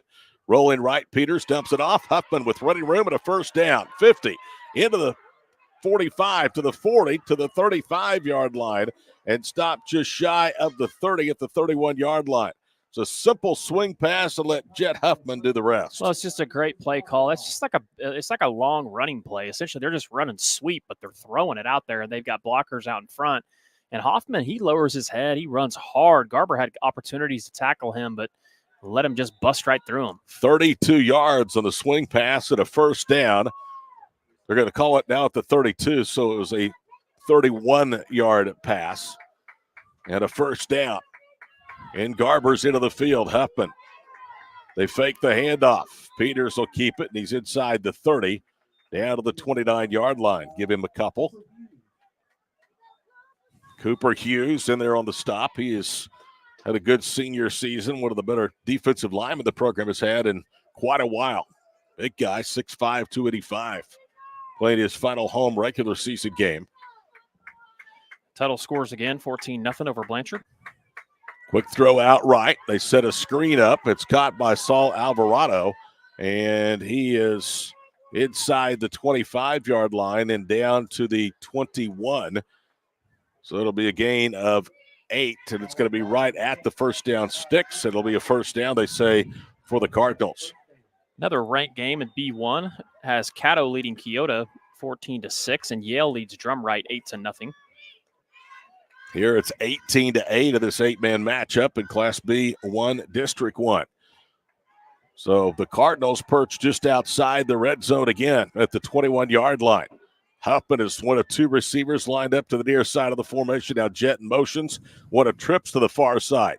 Back to throw is Peters, looking left, rolling right, dodges 2 defenders. Now we'll keep it. He's at the 15, inside the 10, and dives down near the 9-yard line. Peters may be hurt. Well, he took a shot, you're right, Adam, at the end of that play. Mark Bishop was the one that delivered the hit. And now as the coaching staff from across the way starts to come out on the field, you can see that Carson Peters is on his hands and knees. Now he's going to roll over on his back. I think he was trying to get up to stay in the ball game, but now he's had to roll over on his back. You can see them attend to him, and while they look at the injured Cardinal, we're going to take a break. 7:27 to play in the first half. Turpin of the march, but Carson Peters, the quarterback, is down. We're back after these messages on the Skordle Game of the Week. This is Game Time. Neptune Game Time creates a high-energy game day atmosphere that your players and fans will love. Every song in our database is 100% lyric safe, which means you can stop screening music for good. Game Time also provides custom messaging to help you promote your upcoming events, concessions, and event-specific announcements. And it gives you the opportunity to sell sponsorships on your station that will generate revenue for your athletic department. Amp up your game day with Game Time. Well, a good sign is Carson Peters was able to walk off the field on the far side on his own power. He's going to have to come out of the game for at least one play, and likely you would think to go to the Wildcat with Jeff Huffman. Jeff Huffman has already ran out of the Wildcat for two two-point conversions. The run, again, was ended by Mark Bishop. It was a 12-yard Peters carry. It is 1st and goal to go for the Turpin Cardinals at the 9-yard line. With 7:27 to play here in the first half, 18-8 our score. But it's been all Turpin after that opening Garber drive in which they led 8-0. Alvarado, along with Ireland, are the receivers to the near side. It will be a Wildcat formation with Jet Huffman. The two receivers to the far side are Fowler and Saul Alvarado. Huffman is going to keep it. A good tackle that time by Trevin Blazer as he took his legs out from underneath him near the 5-yard line. Now Peters comes back into the game for the Cardinals. He picks up 4. So it is 2nd down and goal to go.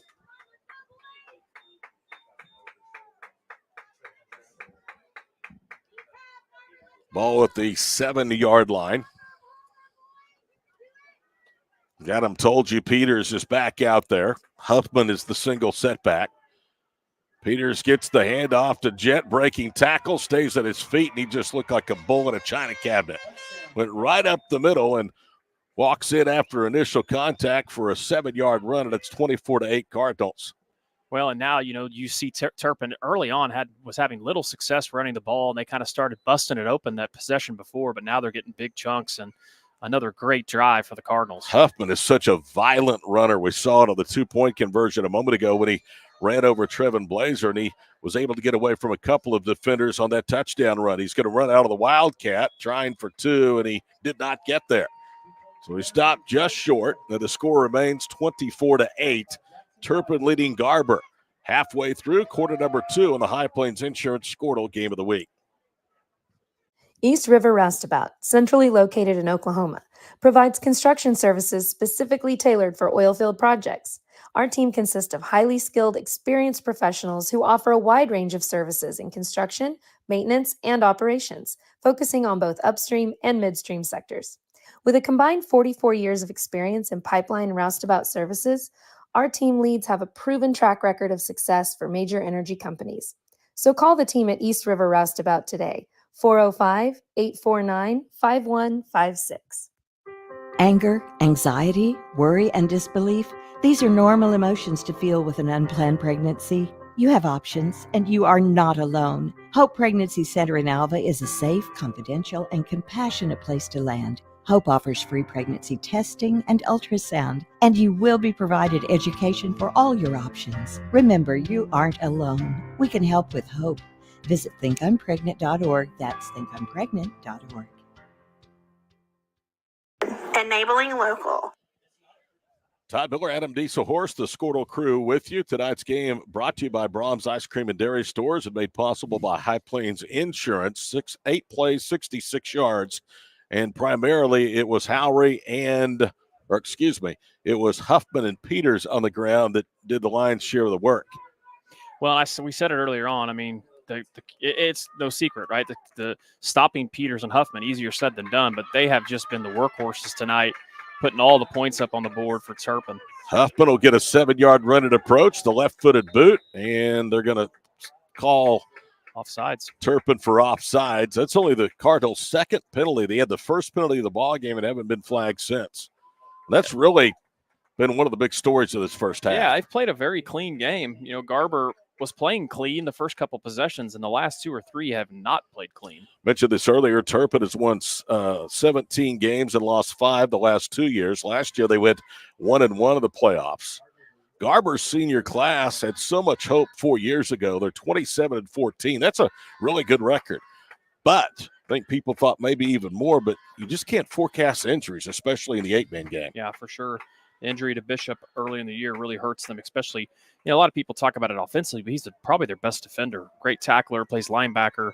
It's really difficult for them. So now Huffman will spot the ball on the tee at the 35 and kick it off from south to north here at Warrendale Stadium in Garber. 24-8 Cardinals. Here is the kickoff. And this one is going to be caught inside the 25, returned up to the 30, skipping tacklers. On the return is Domingo Ramirez, and he's tackled at the 35-yard line. Garber needs to put one in the end zone here to keep this from getting away from him, because Turpin has done pretty much whatever it's wanted the last 3 possessions offensively. 6:19 to play in the second quarter. Yeah, you get a score here, the 2-point conversion. It's a 1-possession game. Despite really being manhandled since that first drive of the contest. Howry out of the gun has a single setback from the 35, ball in the near hash. They will turn and they will hand it off, and a little bit of running room. That's Alec Chester, and he picks up 7 to the 42-yard line. Well, now Hughes is down holding his knee. I think that's going to be a flag on Coach Hughes. Yeah, he is out on the field. He was upset, and they threw a flag. They're using pink flags tonight for Pink Out, supporting breast cancer here in the month of October. But he was upset about, I think, maybe the block to his player that ended up putting Cooper Hughes on the ground. Now he gets up and walks off on the near side. You can see Coach Hughes out there. He is talking to the Whitecap. A little bit of that, Adam, probably is just frustration. I think it's going to be a sideline warning is what I think it was. So the run by Chester will stand of 7 to the 42-yard line. 6 minutes to play before halftime. It's 24-8 Turpin. Alec Chester is the single setback. They have a tight end to the near side. One is lined up left and a receiver flanked both ways.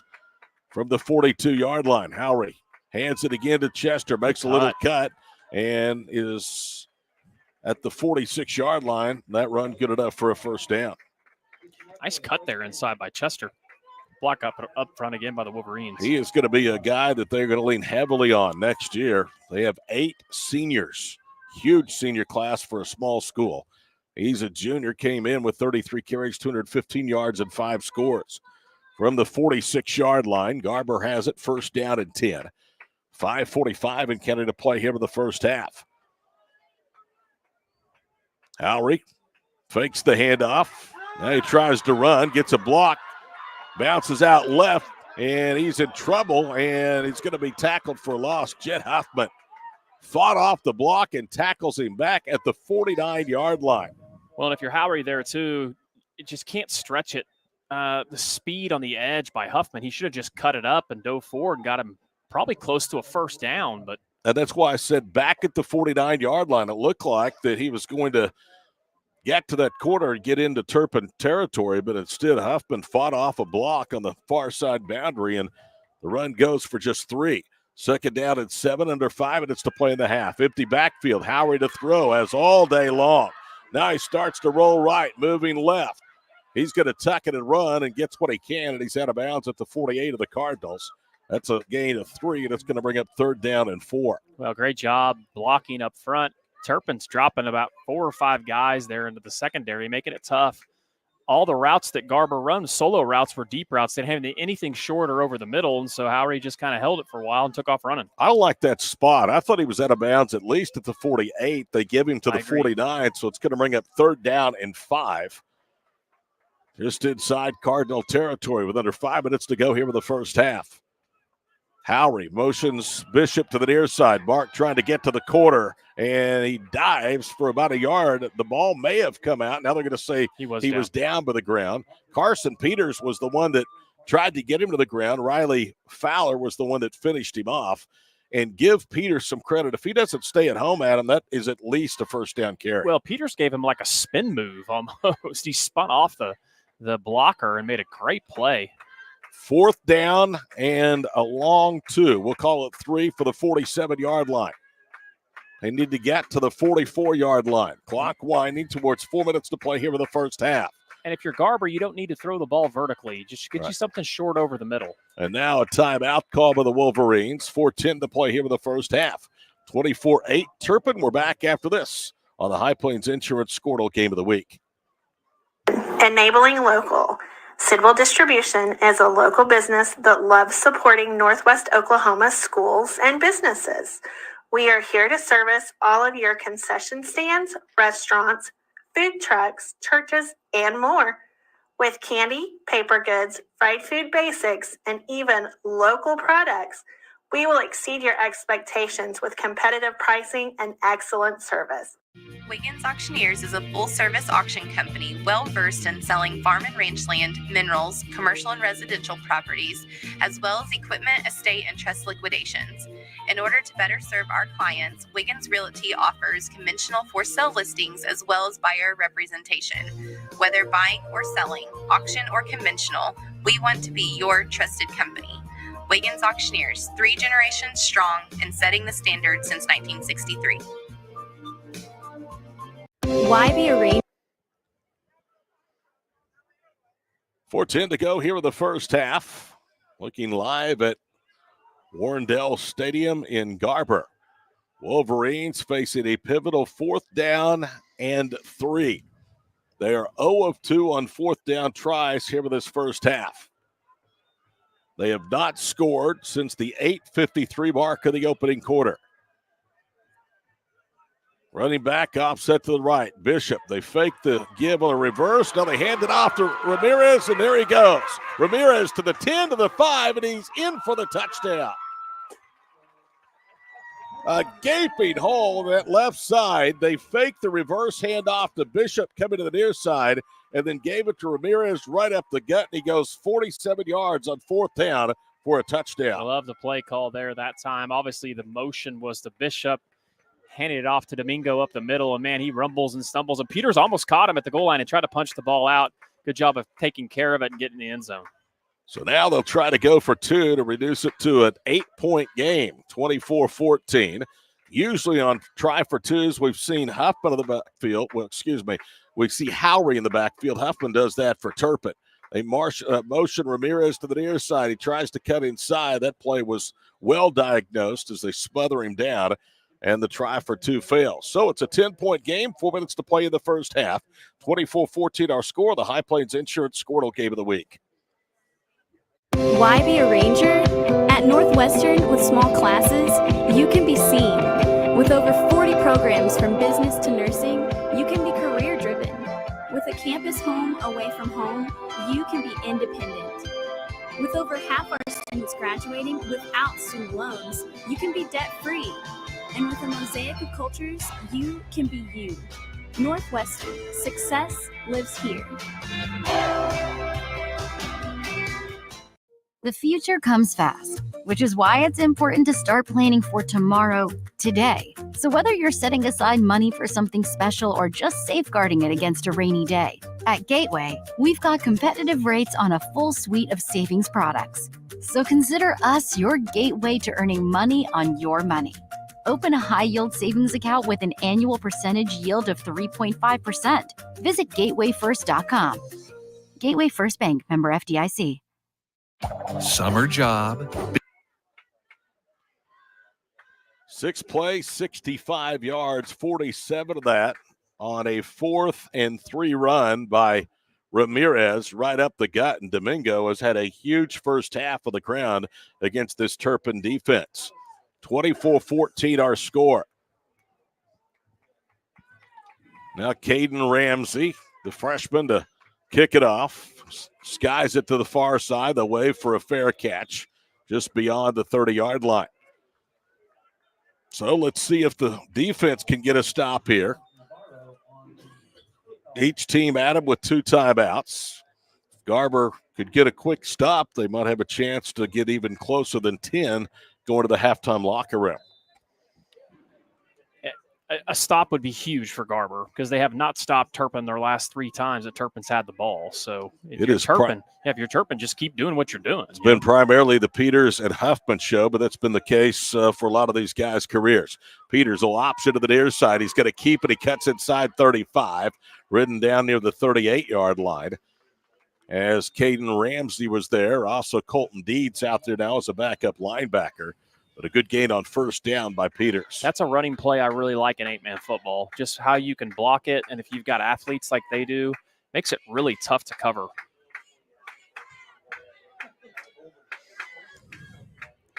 Second and 3 at the 37-yard line. Under 3.5 to go in the first half.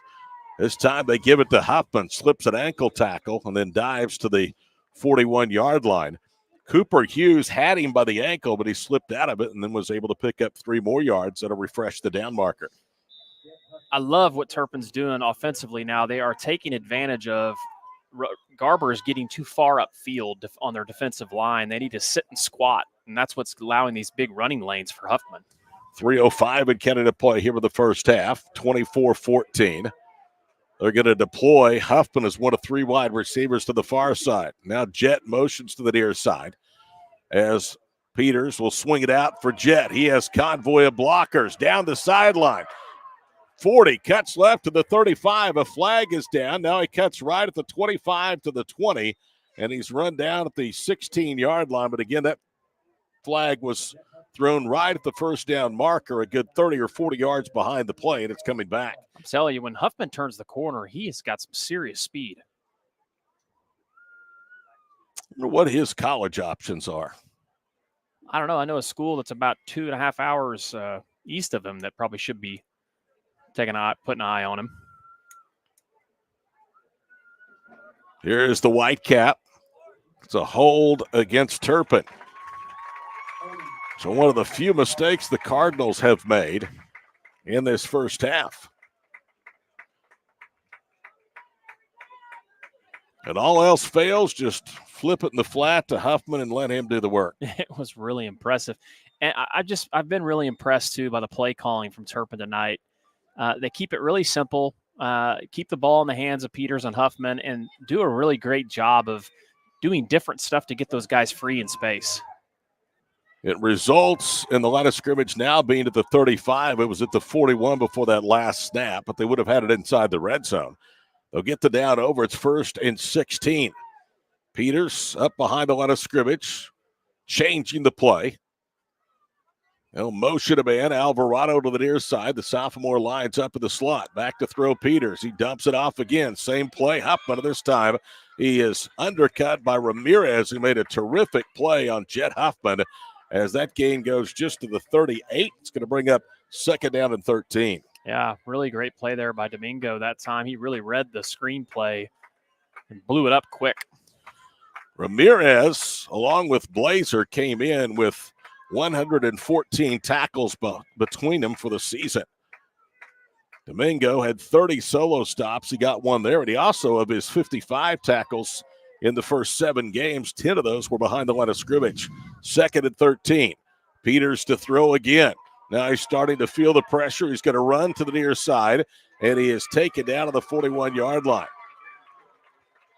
He was hit by Blazer. Also in the vicinity was Caden Ramsey. The gain to the 41 is only 3, and it's going to bring up 3rd down and 10. We're under a minute and a half, in fact, approaching 1:20 to play here in the first half. Now belatedly coming in to the line of scrimmage is Mason Metcalf for Garber. Huffman motions from left to right of the formation on 3rd down and 10. Peters claps his hands, drops inside the 35, looking right, rolling left, cuts back across the field, has running room. He has the first down, and he's down at the 47-yard line of Garber. One thing I'm going to give Turpin a ton of credit for is their receivers do a great job of blocking downfield once Peters takes off. They've been coached that. You can tell. First down carry to the 47 of Garber. 40 seconds to play in the first half. Throw out right, ball caught at the 40 and down to the 38-yard line is Saul Alvarado. It's a gain of 9. It's going to bring up 2nd and 1. And he got out of bounds with 35 seconds to play here in the first half. Yeah, I couldn't tell if he got out of bounds or not from here, but I guess he did. So 2nd and a yard. The ball is in between the 38 and 39-yard line. Clock stops with 35 seconds to play here in the first half. Trips to the near side. Alvarado, Ireland, and Jet Huffman. Now Huffman starts to motion to the far side. Peters throws near side for Ireland. They set up the screen. He cuts inside. Has the first down to the 33-yard line. He picked up 5, needed a yard. 26 seconds to play, and they will quickly call timeout. And that will leave the Cardinals with 1 remaining before halftime. Let's take a quick 30-second break. This is the High Plains Insurance Skordle Game of the Week. Summer job, babysitting money, graduation gifts. Sounds like it's time to open a free student checking account with Communication Federal Credit Union. It's made for teens and tweens. Open your new account and get a free Visa debit card for secure shopping power online or in stores. Plus, mom and dad can transfer money in and manage it all from the app. Go to comfedcu.org for details. Communication Federal Credit Union. Farming today isn't just about hard work. It's about making. Todd Miller, Adam Diesel Horst, the entire Skordle crew with you here on Hand in Garber. Big late October matchup at 8-man football. And right now, it's Turpin leading Garber 24-14. It's first down and 10 to the 33-yard line for the Cardinals, a drive that started back at their own 30-yard line. How about the hospitality here tonight? Water, and we've got Katie's Pantry.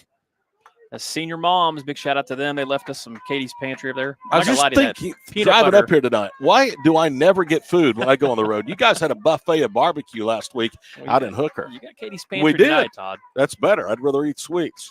It's Keep better an eye for on 3 and 34. That's where it's going. From the 33-yard line, 1 timeout remaining for Turpin, so they can't throw over the middle of the field.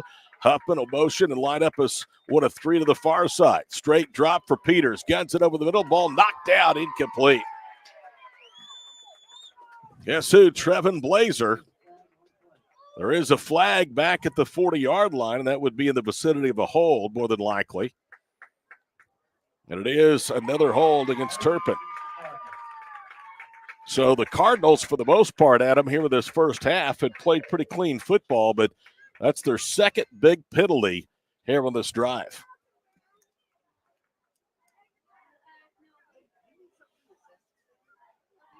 After the penalty is marked off, the ball will come to a rest at the 43-yard line. It'll bring up first down and 20. So in essence, all that play did was take about 4.5 seconds off the first half clock. And if I'm Turpin here, I just run deep routes and let Peters use his feet if he can't find somebody downfield. Huffman is in the backfield. They motion Saul Alvarado to the far side.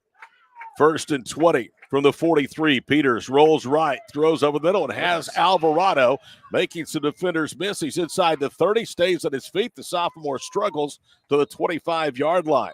It's going to be short of the first down marker, so the Cardinals will use their final timeout here in the first half.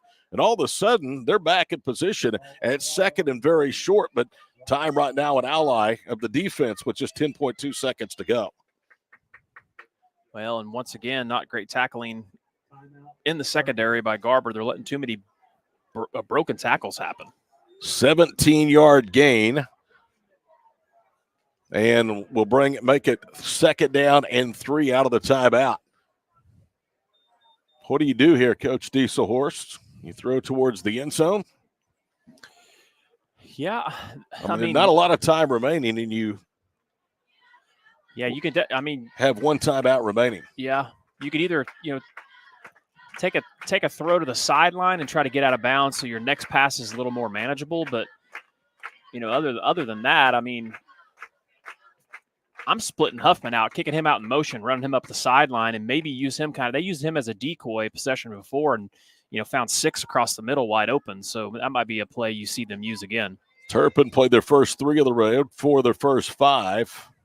And now we'll finish the year in the Panhandle with back-to-back home games against Pioneer and Pond Creek Hunter, both of which they should be big favorites. Garber will close at Laverne and a short trip into Enid to take on OBA. 2nd down and 3 at the 26-yard line with 10.2 seconds to play in the half. Alvarado motions to the near side. They throw it over the middle. Look like they're going to try a hook and ladder, and it is defended nicely as Fowler is tackled inside the 25-yard line of the 23. Did it not look like they were going to try to pitch it to Huffman? They definitely were going to run a hook and ladder, but I don't know if they're going to have enough time to get this play off now because it was a first down. So they'll get one more play probably. 1.8 seconds to play in the half. Here comes the pressure. Peters rolls away, throws towards the end zone, and he's wide open. It's caught for the touchdown. Are you kidding me? Sal Alvarado was open. And it is a huge strike to go into halftime.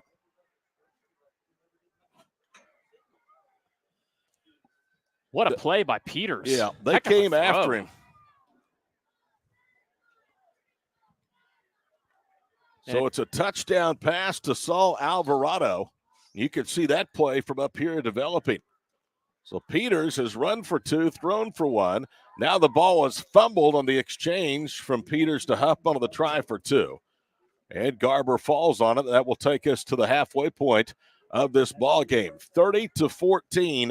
And just like that, it looked like Garber had wrestled a little bit of momentum back, and they give up the long 70-yard touchdown drive. Yeah, Garber goes down and scores a really impressive drive on a great play call on a 4th down play. And then, Turpin drives it down the field, gets a penalty, backs him up, and you think that, that Garber has every opportunity going in a half, only being down 2 scores. And once again, Peters, what a play by the quarterback. Makes a tough throw. And really there were 2 guys open down there in the corner, but a heck of a play. If you're able in 8-man football to extend the play, obviously the advantage goes to the offense because there's so fewer defenders out there that they can only hold in coverage for so long. And I think that's really what happened with Peters being able to buy some time. He puts so much pressure on you. I mean, obviously there you're not as much worried about him running, but he puts so much pressure on a defense. When you have a quarterback like that, when you can spread the field like Turpin can do, you said it earlier on, only losing by 4 points to Laverne last week, this team's going to be tough to handle in the playoffs. All right, we're halfway home here in Garber, and on senior night for the Wolverines, it's not gone as hoped. 30-14, Turpin on top of Garber. We're back with our halftime festivities in just a moment on the High Plains Insurance Skordle Game of the Week. Farming today isn't just about hard work. It's about making smart choices. That's where Correction Line Ag and BW Fusion step in. We're redefining crop nutrition with cutting-edge biology that delivers real results. Stop relying on outdated methods. It's time for a fresh approach. CLA delivers data-driven solutions tailored for every growth stage, boosting your farm's ROI. Ready to get started? Call 833-CLA-SOIL or visit correctionlineag.com. Smarter farming starts here. In our business and at our firm, it's all about preparation. We are advocates for our client. We speak for them. So as a part of that advocacy, it involves hiring the best experts. It's doing the legal research. It's doing the medical research. That is advocacy behind the scenes. It's not just the bells and whistles in front of the jury. The High Plains Insurance Agency takes pride in keeping up with many changes in the crop insurance industry and keeping their insurers informed of these changes. The goal is to help each farmer customize their crop insurance to meet their needs. Thanks for your continued business. And remember, call Amy, Carissa, or Danny at High Plains Insurance in Medford and Loyal at 580-395-2447 or toll free at 1-800-346-4056 for a quote today.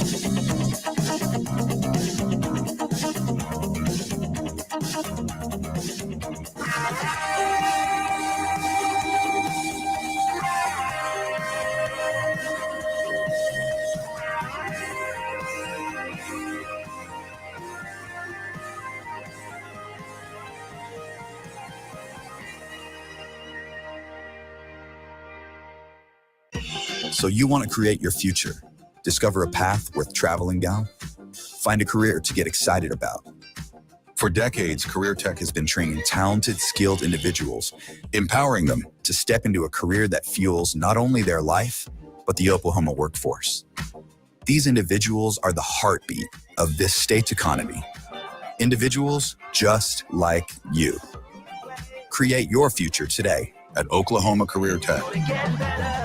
Dr. Matt Dieselhorst at Dieselhorst Sports and Orthopedics can help you get game day ready. Dr. Dieselhorst works with athletes of all ages, taking a coordinated approach to accelerate return to play and maximize athletic performance. His work with pros in sports training, injury prevention, bracing, functional rehabilitation, and imaging works seamlessly with his medical and surgical expertise. Get started by going to Dieselhorst Sports and Orthopedics. Let Dr. Matt Dieselhorst get you back on the field, backing all Oklahoma athletes on the field and off. For a bank that's big enough to serve you, but small enough to know you, turn to Alva State Bank. Whether you're opening your first checking account, going to college, starting a small business, planning a wedding, or having a baby, Alva State Bank is here for all of life's milestones. To learn more, visit any Alva State Bank branch or go online to alvastatebank.com. Alva State Bank. They plant roots where others have branches. Member FDIC, an equal housing lender. Day in and day out, you're committed. Every practice, every training, every game, every meet, you put in the work. Your fans may not see it, but you do. You have a story to tell, a personal brand, a career to launch, and an audience to connect with. Take control of your story with Athleon.co. You're doing the work. You deserve to benefit from it. Is your school or booster club looking for ways to fundraise? Let Downtown Threads create a custom website to showcase all your school apparel. You pick the design and the garment, we do the rest. We will handle all the payments and cut you one check when the website is closed. Call today, 580-237-7060. Downtown Threads, proudly supporting all local high school athletes. Ready to get back in the game? Great news! The movement experts at Physical Therapy Central can help you find relief and results and keep you off the sidelines. With over 30 convenient locations across Oklahoma City and beyond, contact PT Central today at ptcentral.org to see a physical therapist. When your business is agriculture, you want a bank behind you that doesn't cut and run at the first sign that there will be some tough times ahead. There are good years and there are always bad years. At Farm Credit of Western Oklahoma, we're here for them all. Agriculture, it's the backbone of our local community. We believe in it. We invest in it. We're here for the long haul. If you're in agriculture, it's time to let Farm Credit of Western Oklahoma make your best even better. Contact a loan officer today. Farm Credit of Western Oklahoma, the area's leading lender in agriculture. For over a century, Sooner Plains Ag has been at the heart of our communities. Sooner Plains Ag is proud to support all area students and athletes from their hometowns and yours. Sooner Plains Ag is ready to service your grain, fertilizer, and farm supply needs. You can also fill up at one of their 2 convenience stores in Fairview and Mino. Sooner Plains Ag is honored to serve their member owners in their 4-county area for more than 100 years. Sooner Plains Ag, farmers helping farmers. It's that simple.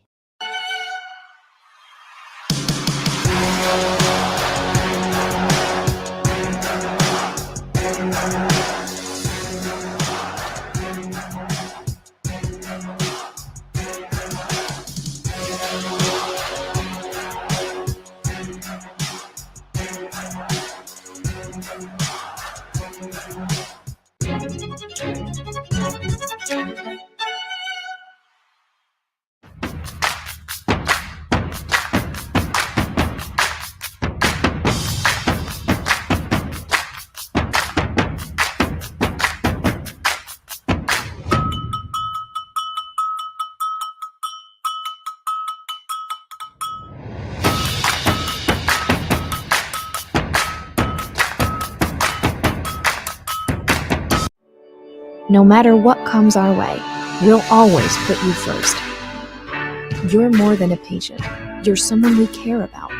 And we're working hard every day to keep you safe and continue to give you the best care so you can feel comfortable here. Not because Stillwater Medical is a healthcare provider, but because we're your provider. And we're ready to see you and serve you right here at home. Feel safe and secure with Arlo Wireless Outdoor Camera, available at Pioneer. Arlo offers top-notch protection with crystal clear video quality, rain or shine. Monitor your home from anywhere with remote smartphone access. Whether you're at home or on the go, Arlo keeps you connected to what matters most. Trust Arlo and Pioneer to keep your home safe and secure. Visit gopioneer.com to get your Arlo wireless cameras today. Brahms is bringing the heat. Introducing Brahms' new spicy chicken sandwiches. Flavor this good just can't be beat. Brahms' crispy, tender, spicy chicken delivers just enough kick to ramp up our original recipe. Get it regular or club style with crispy bacon and American cheese. Add on Brahms sauce for that extra burst of heat, and you have spicy chicken sandwich perfection. Because nothing is better than Brahms. Are you looking for a local, reliable propane provider? Earnhardt Oil and Propane has been serving customers throughout Oklahoma since 1971. Let them tailor a pricing option to fit your budget. Avoid winter price spikes with easy pay, steady, predictable monthly payments you can count on. Need more fuel options? They also offer bulk fuel delivery, DEF, lubricants, and supplies for your business, all at competitive prices. For reliability 3 generations strong, call Earnhardt Oil and Propane at 866-270-1279 or visit www.earnhardtpropane.com. For more than a century, you have made St. Mary's your healthcare choice. It might be our dedication, compassion, and skill, or the personalized patient experience. Perhaps it is our award-winning, high-quality care. Whatever your reason, you trust St. Mary's will offer advanced technology and comprehensive care close to home. Learn more about our services at stmarysregional.com.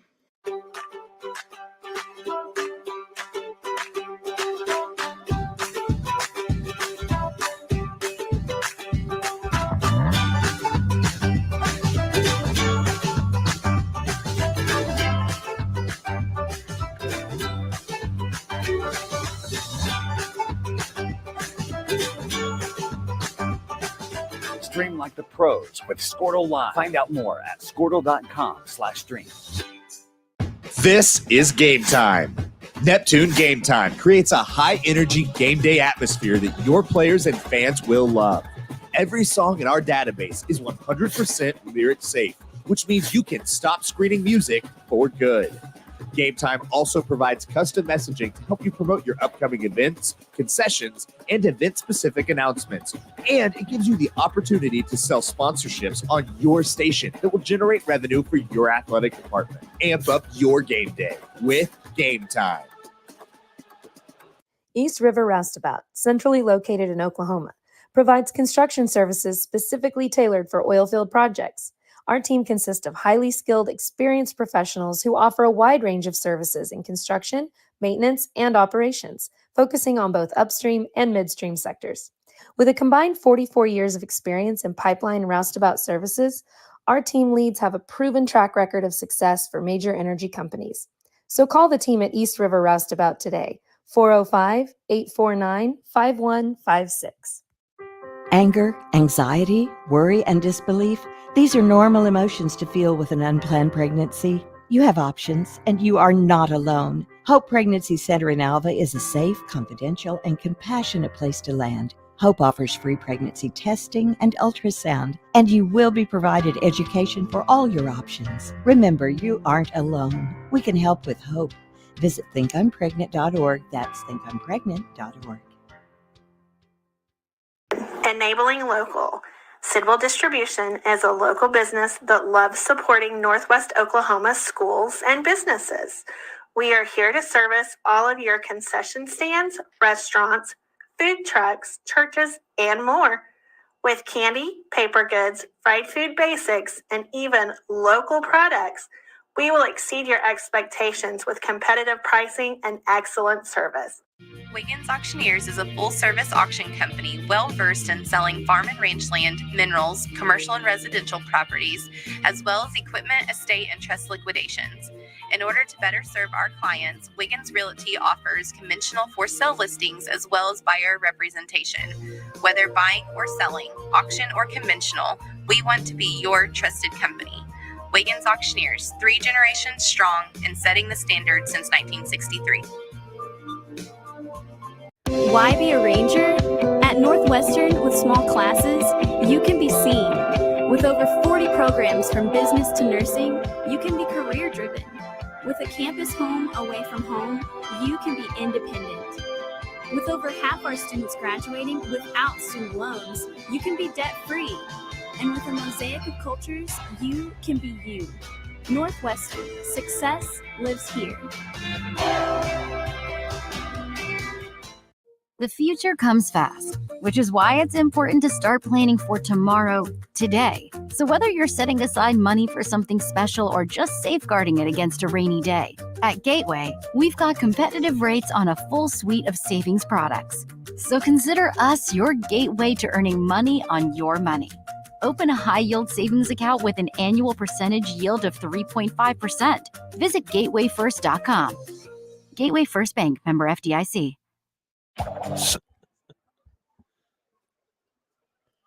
Hi again, everybody, and welcome back here to Garber High School. Halftime festivities winding down at intermission. 30-14 is our score. It is Turpin leading the Garber Wolverines. And, you know, you look at that late drive in which they had 2 timeouts, started at their own 30. I thought really played it well with their 2 timeouts, the use of the timeouts, and then got the touchdown pass. But that's a killer, because now it's a 2-possession game, and Turpin gets the football at him to start the second half. Well, you hit it on the dot. We talked about it 4 minutes to go when they get the ball. We talked about how important it was for Garber to get a spot or stop. They just scored, and it looked like multiple times they were going to get a stop, but Turpin made some huge plays. Great job of using the sideline a couple times to get out of bounds to advance the possession. And then Garber still struggled in the secondary blocking or tackling, and then you give them one more chance after a first down, and Peters kills you. He's just tough. He kills you anyway. I mean, he's thrown a touchdown pass. That's his 11th of the year. He's already over 1,200 yards passing, and that to go along with 12 rushing touchdowns, make it 14 after he had a couple in the first half. You had some good stuff for us. Tell us, boss. What was that? I don't know. Coming out of the break, you said, I've got some good stuff. I was going to talk about the Flamingo. Okay. So we our Skordle sampler this week. Well, they have the meteor patties. Their patties. Their patties are officially meteor. And the rumor is they're using some local guys, TNC Meats, who, by the way, we may have called some of their games before when they played in the past, because they're up Palm Creek Hunter area kids doing a great job over in Enid. Opened their own butcher place, and they also have their own little storefront there in town. So if are there any regional fans that are listening, or if you're a Turpin fan and you happen to venture to the Enid area, I know they play in our Skordle Festival every year too as well for basketball. You got to check the Flamingo out. And the Flamingo is open on Sundays now too. It's a big deal.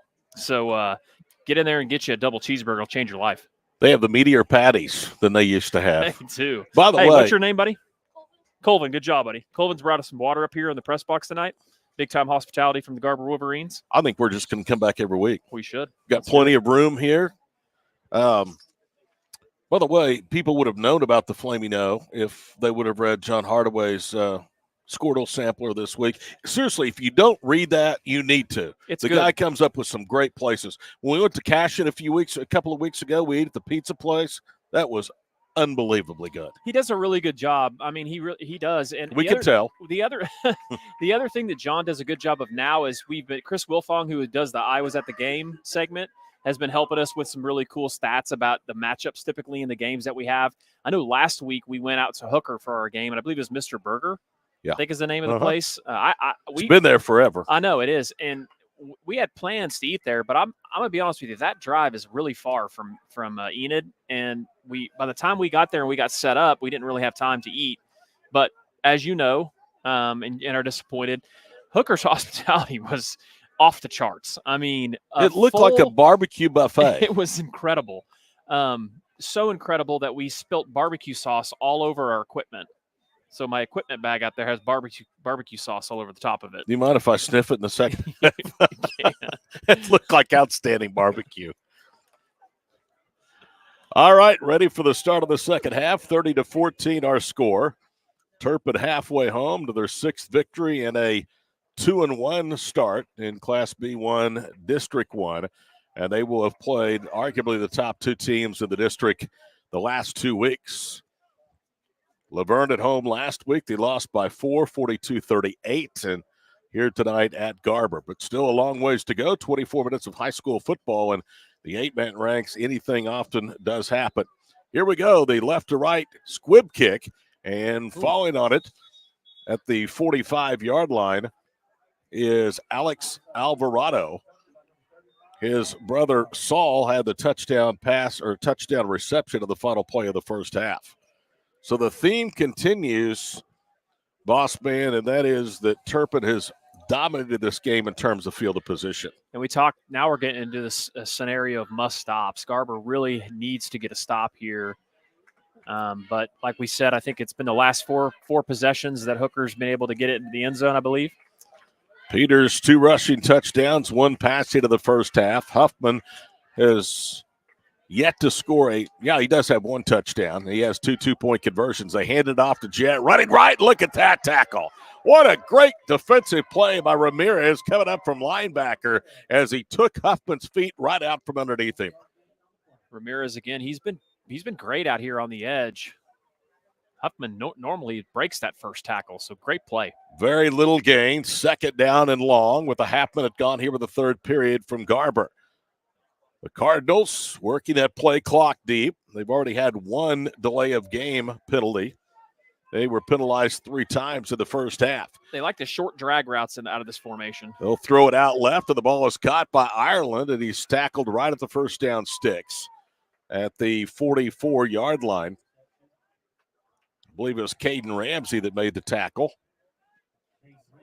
They're actually spotting it a half-yard short, so it's third down and less than a yard at the 44-yard line. They ended up calling it a first down. I love that play call there. That's all Peters there.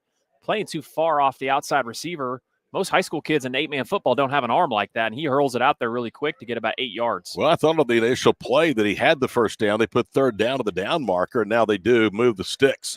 First down, number 1 for the Cardinals here with the second half. Comes at the 44 of Garber. Back to throw again is Peters. Looking right, now under pressure. He's going to throw over the middle. The ball is snatched by Huffman at the 34-yard line. And inside the 30, he goes close to the 27-yard line. Did you see him just snatch that ball away from what looked to be a possible interception? Well, and he contorted his body, too. He kind of had a turn, kind of made an awkward angle and reached up there and grabbed it. Kid is a great player. All right, we were talking to the first half about where Jet Huffman will play baseball or play college. He's actually going to play baseball and not football. That's what we hear. We were given the inside scoop from the nice gentleman from Turpin that's calling games up there. I got to give a big shout out to 3 and 34. Their kicks in the backfield are legit, those J's that they're wearing. And there goes Carson Peters on first down and 10 for the 28. He gets 8 down to the 20, 2nd and 2 upcoming. Jet Huffman, they said, will play baseball in college. He's played for the Liberal BJs in the summer out of Liberal, Kansas. And then he also, they say, is a scratch golfer. That's what I hear. They play, and I was confused about where you would play golf in the Panhandle at, but the Liberal has a golf course. If you drive an hour to play golf, that's not a big deal. No. It's kind of like living in Northwest Oklahoma. Yeah. Second down and 2 at the 20. They'll option left with Peters. Pitches to Huff, but he hits the corner. He's inside the 10. Jet to the 5. Explodes into the end zone for the touchdown. Goodness gracious. A late signal, but they finally put the hands in the air to signal a touchdown. And Huffman now has his second touchdown run of the ball game. And for Jet on the season, that is rushing touchdown number 12. So much speed. 36-14 with 9.5 minutes to play here in the third quarter. Huffman out of the Wildcat. Tries for 2. They failed on their last 2 conversions, and they fail again as he was chopped down inside the 1-yard line. So we'll take a timeout. 9:39 to play here in the third quarter. Turpin goes 54 yards with first possession of the second half, but now leads 36-14 on the High Plains Insurance Skordle game of the week. Summer job, babysitting money, graduation gifts. Sounds like it's time to open a free student checking account with Communication Federal Credit Union. It's made for teens and tweens. Open your new account and get a free Visa debit card for secure shopping power online or in stores. Plus, mom and dad can transfer money in and manage it all from the app. Go to comfedcu.org for details. Communication Federal Credit Union. Farming today isn't just about hard work. It's about making smart choices. That's where Correction Line Ag and BW Fusion step in. We're redefining crop nutrition with cutting-edge biology that delivers real results. Stop relying on outdated methods. It's time for a fresh approach. CLA delivers data-driven solutions tailored for every growth stage, boosting your farm's ROI. Ready to get started? Call 833-CLA-SOIL or visit correctionlineag.com. Smarter farming starts here. If you're hungry, head to Brahms after the game for a bacon cheeseburger and milkshake made with Brahms A2 fresh milk. Todd Miller, Adam Diesel Horse, Tyler and Josh, the crew tonight. 36-14. Huffman has scored on runs of 7 and now 20 yards, and it's 36-14. Check some scores real quick in Skordle. Sure you can. Just down the road, Garfield County, Tom Nelson doing PA. Edmond North leads Enid 14-7.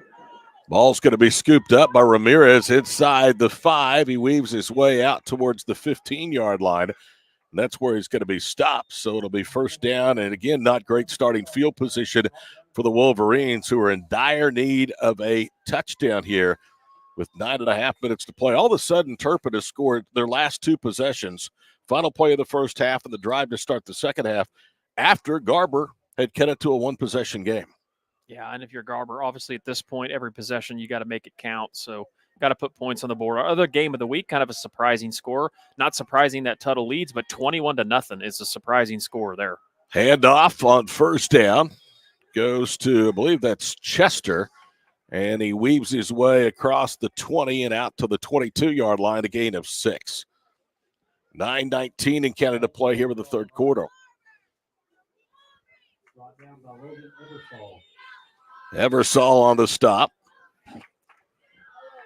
So it's second down and 4. Appreciate, incidentally, Brahms jumping aboard and helping support high school sports through Skordle this season.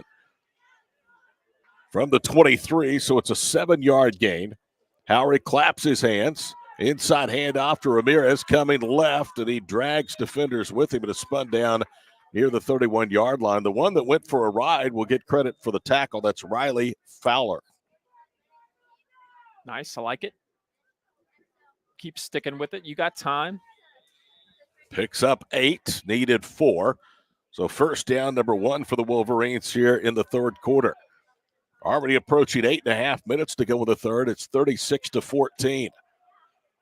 Brett Howery playing maybe his final game as a Wolverine here at home. We'll keep it at a quarterback draw. Gets 4 out to the 34-yard line. And the last off the pile was Cooper Hughes. Skordle this year doing something with pancake blocks. Tell us about that. And Cooper Hughes may have gotten the pancake block of the year last week against Pond Creek Hunter. Yeah, we've partnered with Neighborhood Jam, all their locations, Oklahoma City, Tulsa metro areas. We are doing a segment this year called the Pancake of the Week. We want to give the linemen some love. A lot of times these linemen don't get love, and that's kind of the idea of the concept. Ramirez out of a Wildcat, tiptoes across the 35 to the 36. He only gets 2. Go to the Skordle app and see Mr. Cooper Hughes put one of the Pond Creek Hunter Panthers about 5 yards downfield right on his back. Yep, social media, Facebook, Twitter, and be sure if you're out there and you got any players and you're listening, got any pancakes, send them our way. Literally, IHOP will take a delivery tonight. That's true. 3rd and 4 for the 36-yard line. Weebling, incidentally, has 32 blocks, pancake blocks this year. They throw it out right, and the ball is dropped again by Seth Smith. He's been somewhat sure-handed with 15 receptions, ranking to the top 3 this year by Garber standards, but that is the second ball that has hit him in the hands, and he is dropped tonight. And it's going to be a hold, too, so I don't know if they probably will take the penalty because we're in, obviously, 2-down territory. One of the things I've noticed, too, about Turpin, what they've done defensively is they've been able to play a safety fairly deep kind of in center field all night long, taking away most of the deep shots that Garber likes to take. So a lot of times you can't get away with that. You got to bring that guy up in the box, especially when you have less guys in an 8-man scenario. It is a hold. They'll take the penalty. Line of scrimmage will go back to the 26. It'll be 3rd down and 14 from that point. They need to get to the 40-yard line. They desperately need to keep this drive alive. They've not had many answers tonight for this Turpin offense. Single setback, that's Trevin Blazer. They throw it over the middle. They call Smith's number again out of an ankle tackle. First down as he's across the 40, down to the 44-yard line. Good job, Seth Smith. Love the call. Come back to the young man, give him another opportunity. And you know what? He earned that first down on his own because they had him stop short after he slipped the first tackle. Yeah, it was Huffman that he broke the tackle from, and we've been pumping him up all night. He misses a tackle. Love the play call. 18 yards and a first down for the Wolverines to the 44-yard line. Clock dips under 7 minutes now to play here in the third quarter. One back set is Blazer. They hand it off to Trevin, sweeping right, and he bangs his way into Turpin territory down to the 49-yard line. Saul Alvarado would get credit for the tackle, but he took the worst of it as he's down, writhing in pain. It'll be a gain of 7 and bring up 2nd down and 3. Let's take a quick break. 6.5 to play, third quarter. Garber driving. Turpin leads at 36-14 on Skordle. In our business and at our firm, it's all about preparation, preparation, preparation. We are advocates for our client. We speak for them. So as a part of that advocacy, it involves hiring the best experts. It's doing the legal research. It's doing the medical research. That is advocacy behind the scenes. It's not just the bells and whistles in front of the jury. The High Plains Insurance Agency takes pride in keeping up with many changes in the crop insurance industry and keeping their insurers informed of these changes. The goal is to help each farmer customize their crop insurance to meet their needs.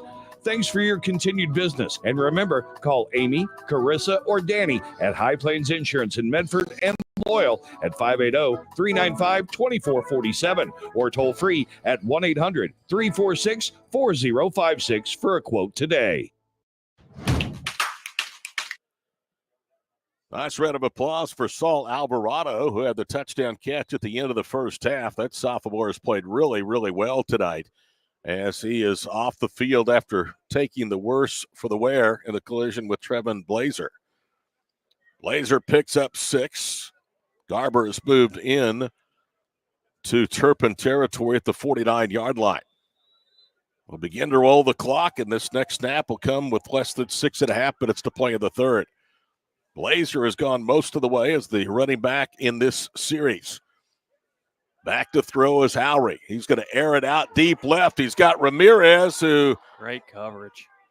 Can't make the catch. It's incomplete. You're right. Great coverage by Huffman on the corner, who helped to knock that ball out of his hands. Ball was a little bit underthrown, and therefore Ramirez had to kind of wait for it, but Huffman with a very nice defensive play. He did. He turned. Made a great play on the ball. I like the call. Second and short. Why not try to take the top of it? 3rd down and 4 at the 49-yard line in Turpin territory. Blazer with the backfield. They're going to hand it off. He runs short right. He has a first down. Trevin down to the 33-yard line. Tell you what, feed the big guy. Once he gets those shoulders square going north-south, he is really tough to bring down. Wouldn't be fun tackling him. Alvarado found out about that the last possession. Quick 6 yards and a first down to the Cardinal 43-yard line.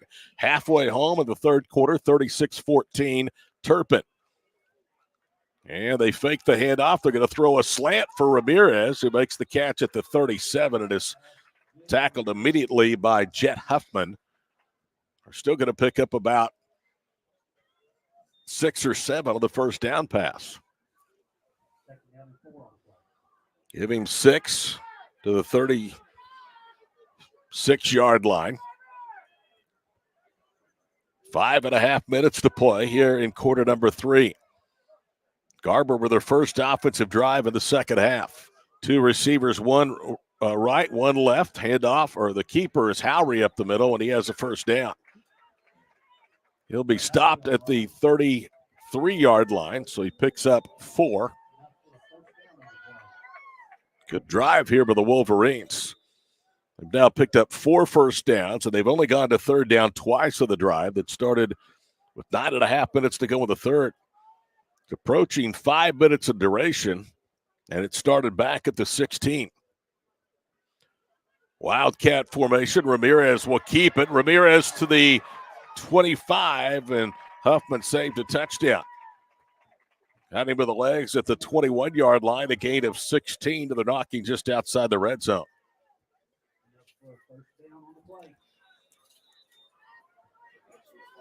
So back-to-back runs resulted in first downs for the Wolverines.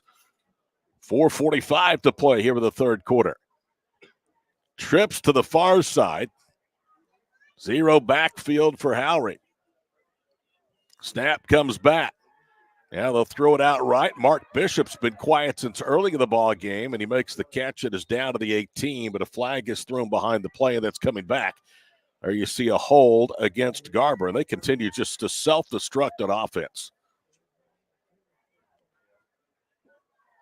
That has to be frustrating because they've had some success, Adam, moving the ball, but they've had some nice plays negated because of the pink hankies tonight, and they just have not been able to overcome those mistakes. You talked about it, self-imploding. Penalties have killed them on many of their offensive drives after that first successful drive. That was really impressive. 1st and 20 at the 31-yard line in Turpin territory. 4:17 in Canada play at quarter number 3, 36-14 our score. Domingo Ramirez says something to Howry, now lines up to his left. Bishop motions to the near side. They fake the reverse, give it straight ahead to Ramirez, and he almost broke it. And a flag comes down as he was tackled that time. I think it's going to be a block in the back. Angel Marino was the one that made the stop, and it is a block in the back. And that was a late flag, too. A really late flag. And so a frustrating night for the Wolverines continues. It's back at the 37-yard line. Ends up at a loss of 6 from the original spot. And they get first down over again. It's 1st and 26. 4 minutes to play here in the third quarter.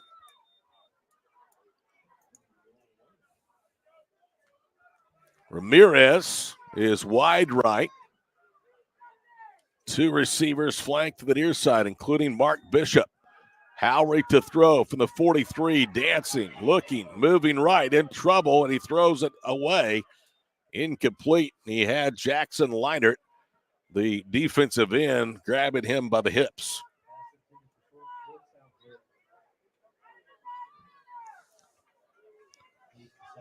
So it's 2nd and 26 at the 37. Garber this year has scored 50 or more points in all but 2 games. They were held to 20 and a 4-point loss at Covington Douglas, and then scored 40 points last week at a 34-point rout at Pond Creek Hunter. So it's been a good offensive team. They came in average out of the year, just under 49 per. From the 37, and now we get a flag. False start. Yep, somebody moved. So now it goes back to the 42 after they had it at the 31-yard line. And now it's going to be 2nd down in Billings.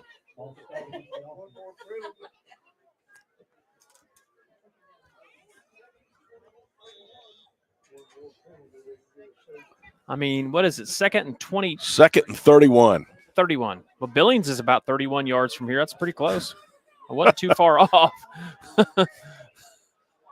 All right, Breckenridge. How about that? Yeah. It'd be the other direction. Doesn't matter. It's about the same distance. 2nd and 31. Back to throw Howry. Had him on the wheel all the time. He had a receiver open and he missed him. Now he needs some help calling for somebody to come back. It's Ramirez, and he throws it incomplete out of bounds. It'll be 3rd and 31 to the 42-yard line. They had the man on the top side open, but Howry was pushed to this side of the field. It'd been hard for him to make that throw all the way across the field, but I'm telling you, this offensive line has given him all sorts of time to throw. like the concept. Probably need somebody over the middle of the field if you can. Everybody ran a vert. We've not seen Alvarado back out there. Elijah Navarro is playing the corner on the far side. 3rd and 31. They empty the backfield. Howry drops to his own 48. Throws a middle screen. Ball is caught. That is Bishop, 30, 25. And Mark Bishop is hit hard on the far side boundary near the 20-yard line. Love that play call. It was a terrific play call on 3rd and a country mile. So now you give yourself a manageable deficit as the ball will be at the 21. He picked up 21 yards, so it's 4th down and 10. Very manageable from here. 3:20 to play here in the 3rd quarter. Howry drops again. He's going to throw it for the end zone. The ball is incomplete. And they were looking for Ramirez, and he was working on Navarro. So because of the penalties, Garber shoots themselves in the foot and turns it over on downs. It's a good drive. But when you're down 36-14, if you're going to use up over 6 minutes of a period, you better come up with some points. They didn't do it. Turpin takes over at the 21-yard line. 3:14 to play, 3rd quarter. I'll check some scores from across the state. Cashin leads Sayre, and if you're in the app, that is spelled wrong. Cashin Stream added Sayre, spelled the name of the town wrong. So it is actually spelled Sayre, but they are ahead 21-8. Peters is going to keep it, and he is banged down by Colton Deeds at the 25-yard line. So he picks up 4, 2nd down and 6. 2:55 to play here in the 3rd quarter. Guess when we trained them how to pick a school from the drop down, they couldn't figure that out. So Turpin comfortably ahead, leading by 22. Of course, you want to worry about district points as well, and right now they're secure in the plus 15 should Garber go on the road next week and win at Laverne and possibly create a 3-way tie. Huffman lines up in the backfield. They give it to Jet. Spins away. 30. Down the numbers to the 40. Up in the midfield. One man to beat. To the 40. To the 30. To the 20. And he's in for the touchdown. Holding. But it's coming back. There's 2 flags. One at the 30. The other at the 33. And that's a shame because he made a terrific run. I mean, he spun off contact. Bound out left. And he won the foot race for 75 yards. But it's coming back. What's good for the goose is good for the gander, says Garber. We've had enough of those flags thrown. Let's throw one the other way. That's an incredible line. How many times have you used that in your 36 years of calling games? Probably once a year. What's good for the goose? So about 38 times. I love it. Sounds like something my grandpa would say. Well, I'm about your grandpa's age. So the touchdown is off the board. The line of scrimmage back at the 19-yard line. That is right, Todd. You did call my games in high school. Remember I did. That's been back in the day. 2nd and 16, back at the 19-yard line. Clock winding with 2 minutes to play here in the 3rd quarter. So a 75-yard Huffman run is off the board.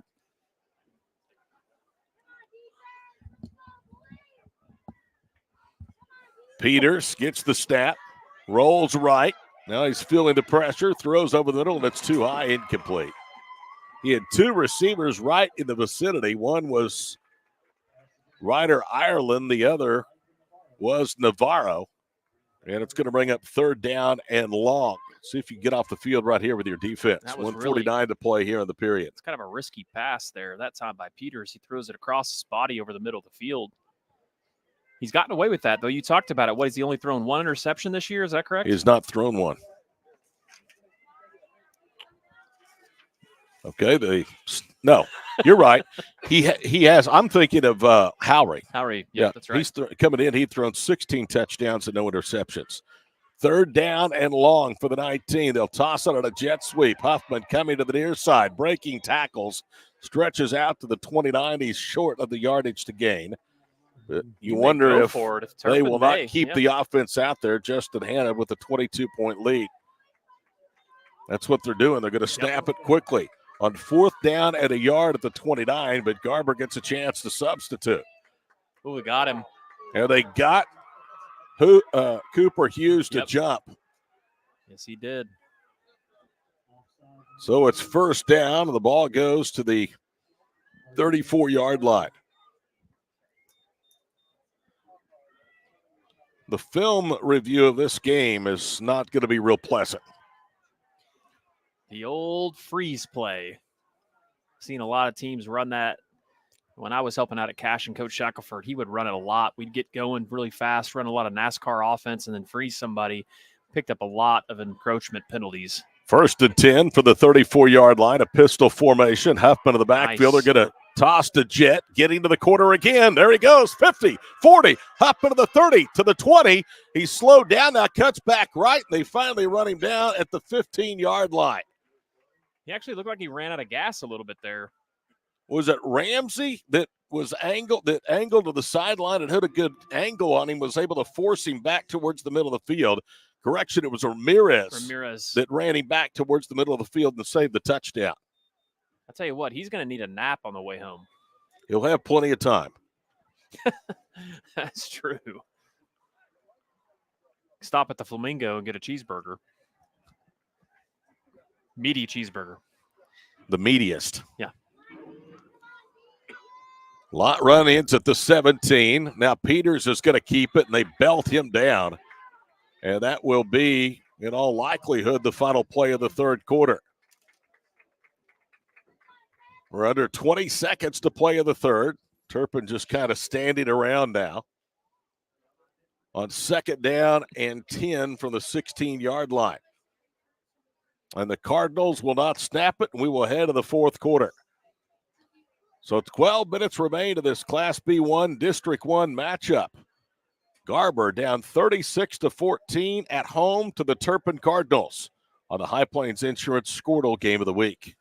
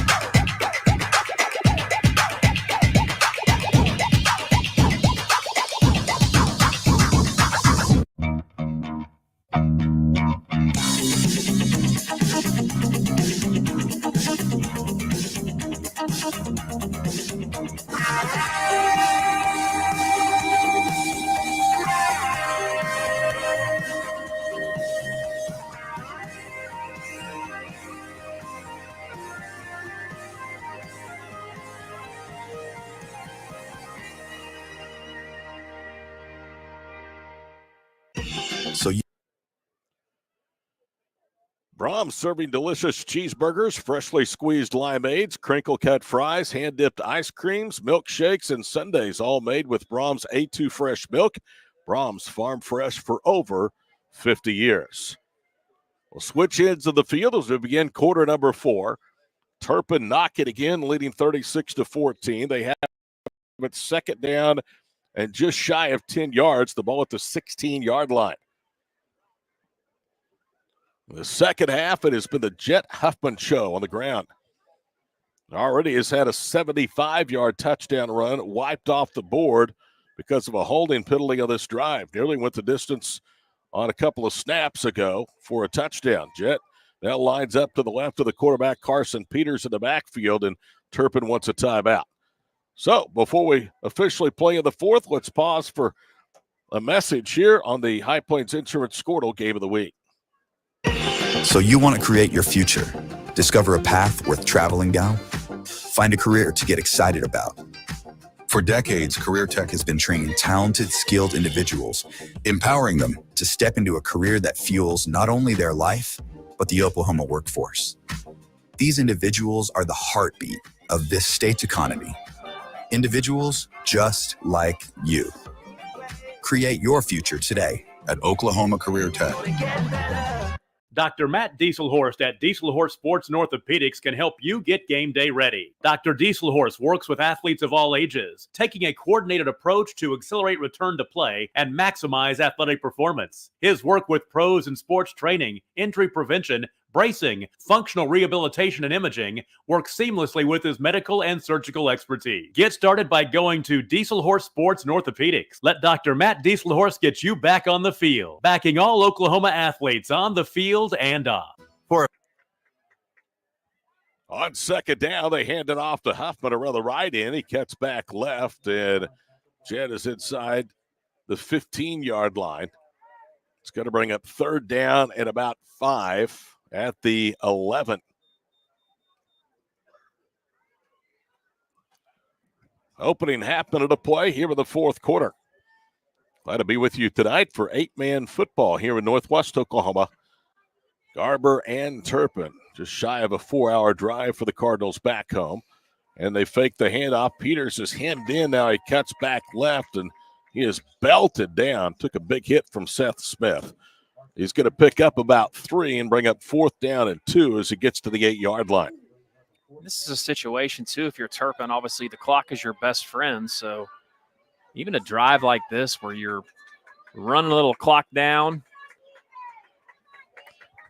Under 11 minutes to play. The drive is over 4 minutes in duration, dating back to the end of the third quarter. 4th and 2 for the 8. They'll option right to Huffman. He has a first down, was hit, stays on his feet, and walks in for the touchdown. His dexterity is unbelievable, Adam, when he is initially hit. He put his left hand down, had the ball in his right hand, was able to keep his balance, and once he gets to the corner, it's a touchdown waiting. And once again, the option play, we talked about how tough that is to defend an 8-man if you have numbers on the edge, and then you have a running back like Huffman, who's more than likely going to break the first tackle every time. It's tough to defend these guys. They said he doesn't run track at Turpin. He's a scratch golfer and plays baseball. Now they're going to go for 2. Peters rolls out, throws in the right back court of the end zone, and Fowler has it for the 2-point conversion. Well, and I've said this before, too. You know, obviously you have kids that have track speed, and you have kids that, like, on a football field have a ton of speed. A great example of that would be Wes Welker, one of the best high school football players that's ever stepped on a field in Oklahoma. He wasn't a great sprinter or a great runner, but you give a football to him and put some pads on him, he was the fastest dude on the field. 10:47 to play. We'll take a quick 30-second break here with the High Plains Insurance Skordle Game of the Week. For a bank that's big enough to serve you, but small enough to know you, turn to Alva State Bank. Whether you're opening your first checking account, going to college, starting a small business, planning a wedding, or having a baby, Alva State Bank is here for all of life's milestones. To learn more, visit any Alva State Bank branch or go online to alvastatebank.com. Alva State Bank. They plant roots where others have branches. Member FDIC, an equal housing lender. Day in and day out, you're committed. Every practice, every training, every game, every meet, you put in the work. Your fans may not see it, but you do. You have a story to tell, a personal brand, a career to launch, and an audience to connect with. Take control of your story with Athleon.co. You're doing the work. You deserve to benefit from it. Is your school or booster club looking for ways to fundraise? Let Downtown Threads create a custom website to showcase all your school apparel. You pick the design and the garment, we do the rest. We will handle all the payments and cut you one check when the website is closed. Call today, 580-237-7060. Downtown Threads, proudly supporting all local high school athletes. 10:47 to play in the football game. It's all Turpin now, 44-14, and the Wolverines about to get the football back as Jackson Leinert will approach and swing his leg right to left. This is a line drive kick returned beyond the 20-yard line. That's Smith, 25, coming right 30. He slipped, and Fowler was about to belt him. Probably a good thing he slipped. It's going to be a return of just shy of 16 and first down at the 35 for the Wolverines. Well, we didn't do our Gear Up segment for Downtown Threads that we normally do.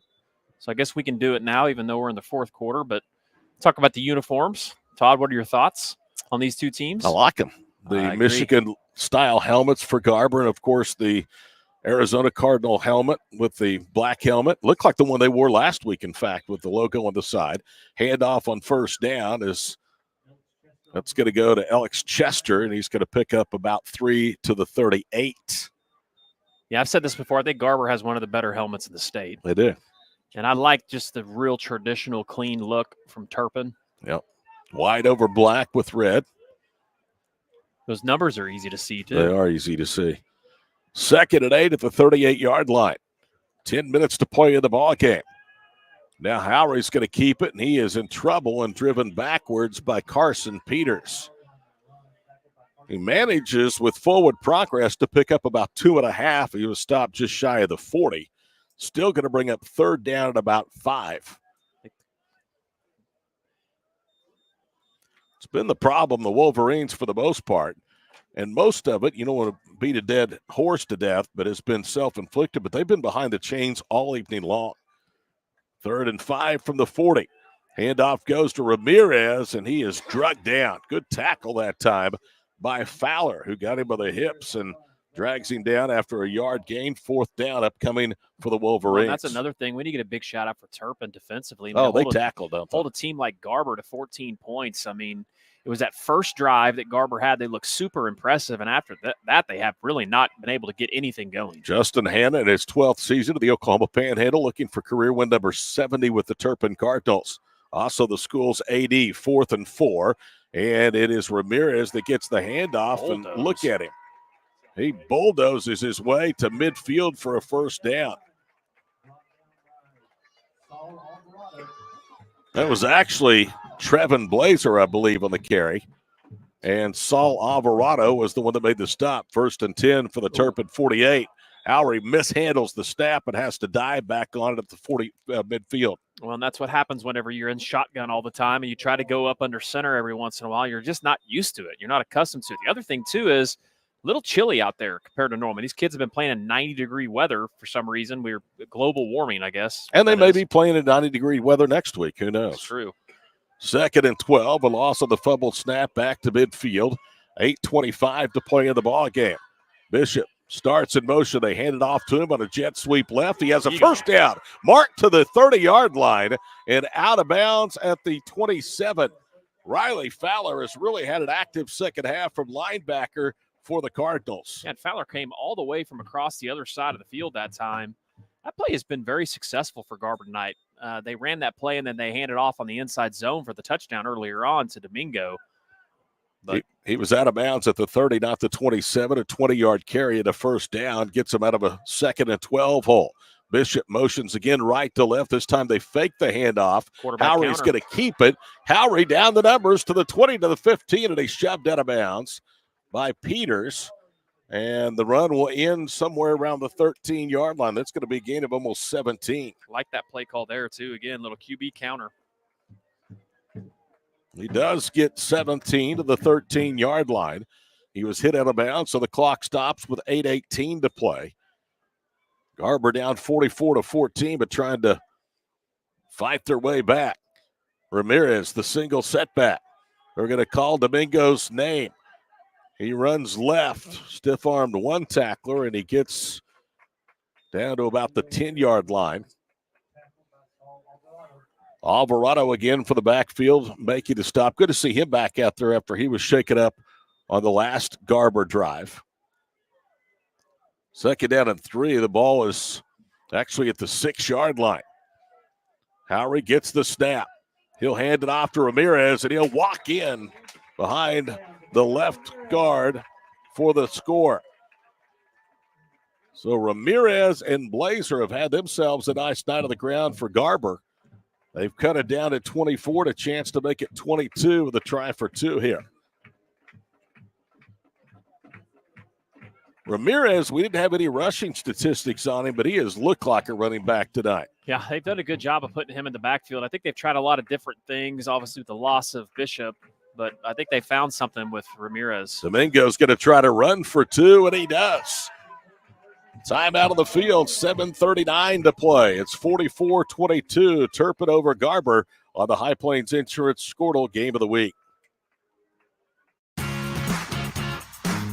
Ready to get back in the game? Great news! The movement experts at Physical Therapy Central can help you find relief and results and keep you off the sidelines. With over 30 convenient locations across Oklahoma City and beyond, contact PT Central today at ptcentral.org to see a physical therapist. When your business is agriculture, you want a bank behind you that doesn't cut and run at the first sign that there will be some tough times ahead. There are good years and there are always bad years. At Farm Credit of Western Oklahoma, we're here for them all. Agriculture, it's the backbone of our local community. We believe in it. We invest in it. We're here for the long haul. If you're in agriculture, it's time to let Farm Credit of Western Oklahoma make your best even better. Contact a loan officer today. Farm Credit of Western Oklahoma, the area's leading lender in agriculture. For over a century, Sooner Plains Ag has been at the heart of our communities. Sooner Plains Ag is proud to support all area students and athletes from their hometowns and yours. Sooner Plains Ag is ready to service your grain, fertilizer, and farm supply needs. You can also fill up at one of their 2 convenience stores in Fairview and Mino. Sooner Plains Ag is honored to serve their member owners in their 4-county area for more than 100 years. Sooner Plains Ag, farmers helping farmers. It's that simple. 44-22 our score, 7:39 to play. And here is Ramsey's little squib kick, and it'll be knelt on at the 38-yard line. And that's where Turpin will start again with 7:39 to play. And I think one of the differences we've seen, one of the reasons field position has been so decidedly in the advantage of the Cardinals has been the kicking game. Yeah, kicking game, you're right, for sure. I mean, anytime at 8-man, you got a guy that can kick it with some distance down the field. It's a big asset. They have spotted the ball at the 40. It clearly looked like he was down to the 37 or 38-yard line. That is a terrible spot. Good First eyes, down and 10 at the 40-yard line. Peters hands it to Huffman, drugged down by the hips after a 2-yard carry to the 42. They may go ahead and spot at the 45. Who knows? You're going to get a call from Van Shea Ivan.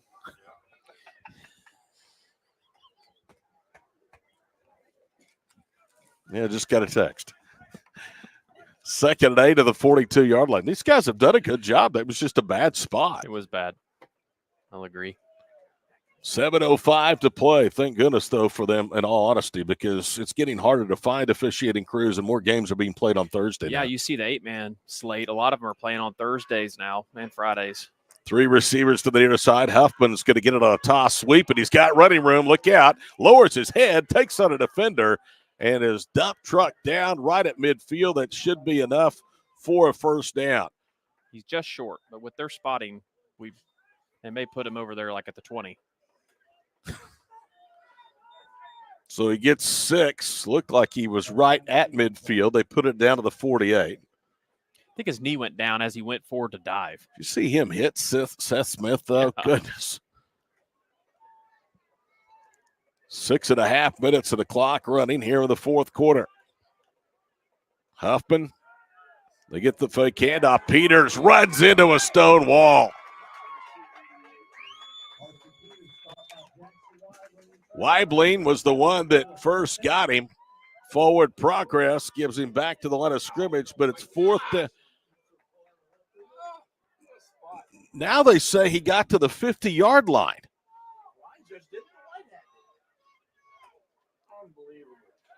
They gave him 1.5 yards. So it's 4th and less than a yard. The line of scrimmage is just shy of midfield. It looked like Weibling had stonewalled him. Wolverines nearly jump with Ramirez on the near side, and now Turpin's going to take a timeout. 5:31 to play. 44-22 our score. Back after this, so the High Plains Insurance Skordle Game of the Week.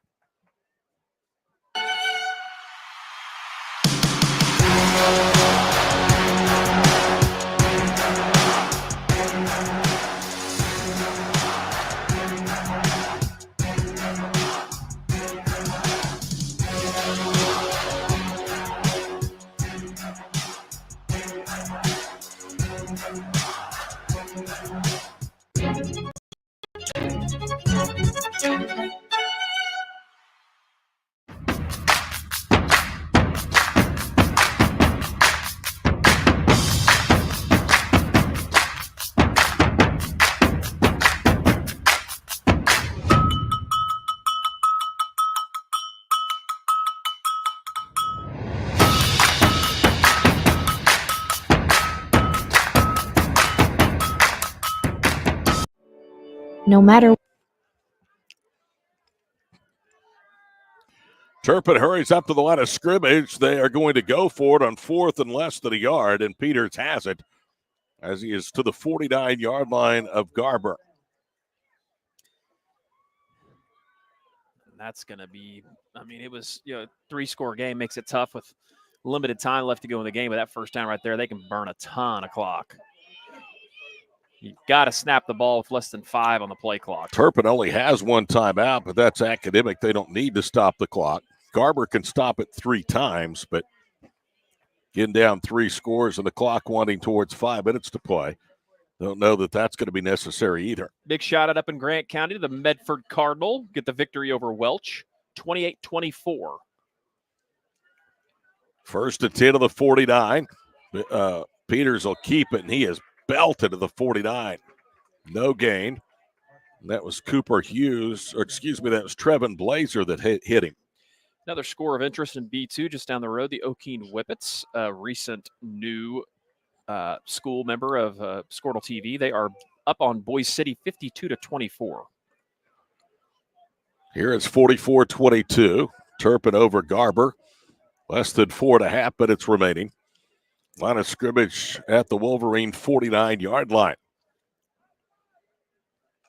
Out of the gun. Peters is going to throw. Slings it out right. Ball caught behind the line of scrimmage, and he tiptoes his way upfield. That is Saul Alvarado, and he's going to be right near the first down marker if he didn't step out of bounds back downfield. Goodness. Looks like they're going to spot it at the 44-yard line, so they only give him 5. It's 3rd and 5. Mangum all over Texoma Goodwill, 46-8. That was a game that we had circled. That is a long ride. That sure is. Is that in the Panhandle at Mangum? That is at Mangum. You're going to be driving across the Panhandle of Texas to get to that one. Isn't that amazing? I know. You literally go through Texas to play district games in Oklahoma. Fairview bounces back. They're up 40-6 in the 3rd. Toss left, and Huffman had his feet tangled, and he trips up at the 43, a yard of 1. 4th down and 4. 4 minutes and counting now to play.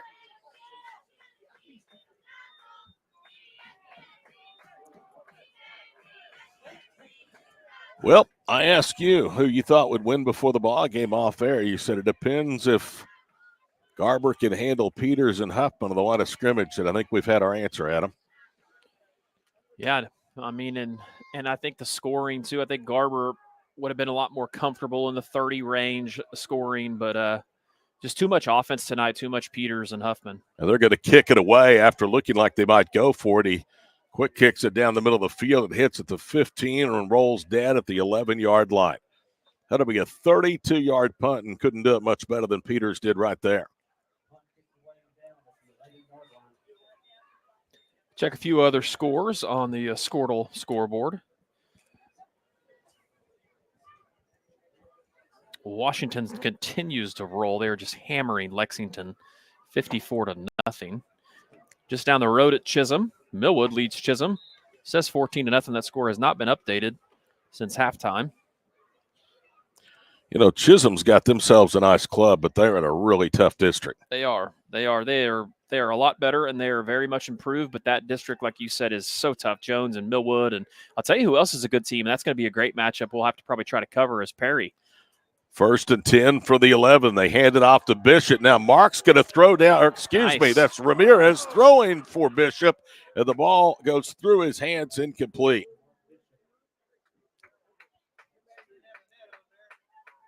I like the Gilberts. Reese and Kimes. Kimes, the head coach at Chisholm. They have a lot of seniors. It's going to be interesting to see what next year looks like for the Longhorns, but don't you know they wish they were in 2A2. Yeah, no doubt. I'll tell you who's playing well in that district is Perry. They beat OCS. Yeah, that's what we were just talking about. Perry, that Perry-Chisholm game is going to be a good one. Deep throw down the left sideline, a little too far out of the reach of Ramirez. And it's 3rd down and 10 at the 11. 3:07 to play in the ball game. 44-22 is our score. Garber led 8-0. With 8:53 to go in the first quarter, an opening 7-play, 78-yard drive. Bishop, 51 of that on the ground. And then it's been really all Turpin from that point. They led 30-14 to the Cardinals at halftime. 3rd and 10 at the 11-yard line. They motion Bishop. Now they give it to Ramirez straight ahead. First down and more. He's slipping tackles and is out to the 30 on a 19-yard run. That has really been one of their more effective plays tonight, where they fake the jet sweep and handle the counter back up the middle. Well, you talked about it earlier on. When you lose the other Bishop early in the year, you kind of have to running back by committee, but I really like Domingo back there at tailback. He's a big presence. I like the Blazer kid back there too. Those two kids are big and can run, make it hard to tackle. Both seniors, 2 of 8 honored here on senior night at Warrendale Stadium in Garber. 1st and 10 from the 30. Howery wants to take to the air. Look at the time he has. He's pointing downfield. Now he's going to have to try to run 35 and angles out of bounds past the 35 of the 36-yard line. He'll take 6, but what great coverage downfield by the Cardinals. Yeah, it's been that way all night. They've been able to drop a lot of people in coverage and take away the deep threat. But he had 5 or 6 seconds back there before he took off. 2:32 to play in the ball game. 1st and 10, or 2nd and 4 at the 36-yard line. Trips to the near side. Howery drops inside the 30, slings it over the middle. Ball is caught and a good tackle. Boom, down goes Mark Bishop. And his legs taken out from underneath him by Angel Moreno. It's a first down catch, though, to the 43. Clock begins to wind with the movement of the sticks. 2:21 and counting to play in the ball game. 1st and 10 of the 43. Howery looking deep right again for Ramirez in double coverage, and he overthrows him. Incomplete. Getting that clock stopped, not a bad play. And Brett Howery came into the year 6,000 career passing yards, 90 touchdowns for the year, 1,112 yards through the year. 16 touchdowns, and in one of the more impressive stats you'll see, no interceptions. 2nd and 10 of the 43-yard line. Clock stops on the incompleted pass, 2:13 to play. Garber still has 3 timeouts. Howery drops, will throw near side. Smith at the 47 and hit immediately and dropped. Clock's going to keep moving. Smith's got to get out of bounds there on that play. Moreno was the first to get there. And then Navarro on the tackle. Gain of 5 to the 48. 3rd down and 5, but Adams right. The clock milking down precious seconds. 1:45 to play. Howery gets the exchange. Drops to the 40. Brett looking, throws over the middle. The ball deflected, incomplete. Or did that hit Bishop? It hit Bishop, but I think it was maybe intended for Seth Smith. He overthrew Bishop pretty hard. Point being, there were 2 Wolverines right there in the vicinity. And now it comes down to perhaps a final offensive play for Garber. They need to get to the 47-yard line in Cardinal territory. It's 4th down and 5. Clock stops with a minute 42 to play. Howery drops, looks, throws left, ball Good caught, coverage. and then knocked away from Bishop. Great coverage that time by the Cardinals. And guess who it was? Jed Huffman. He's had a couple of pass breakups tonight. Yep. He had both Bishop and he had Smith out there in the flat too as well. You have to throw at least past the sticks, but just a great play out there by Huffman. A happy bus ride home for the Cardinals and their fans. 1:37 to play. Garber needs to win at Laverne next week, or they will likely start the playoffs on the road. And you talked about it last week at Hooker, and you talked about it again tonight in your opening remarks. If you are a team for the Panhandle and you can get 1 or 2 playoff games at home, that is a huge, huge advantage. Oh, it's so huge. And in these small classes too, these districts are so spread out. A lot of these teams, you're going to end up playing somebody from a district that's used to not traveling that far.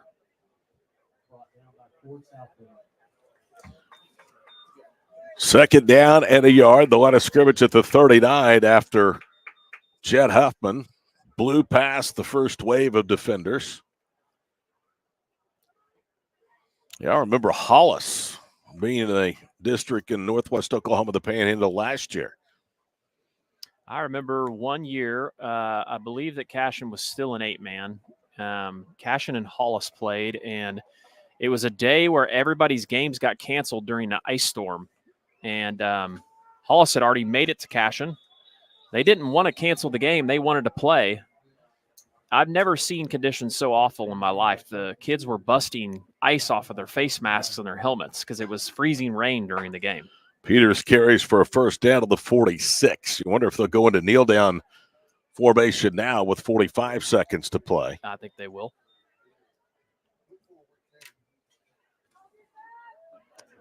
And that's exactly what it looks like they will do. Carson Peters is going to go under center. They'll snap it one more time, and then Turpin will head for the buses and make the nearly 4-hour bus ride back to the Oklahoma Panhandle. And there is the final play of the ball game.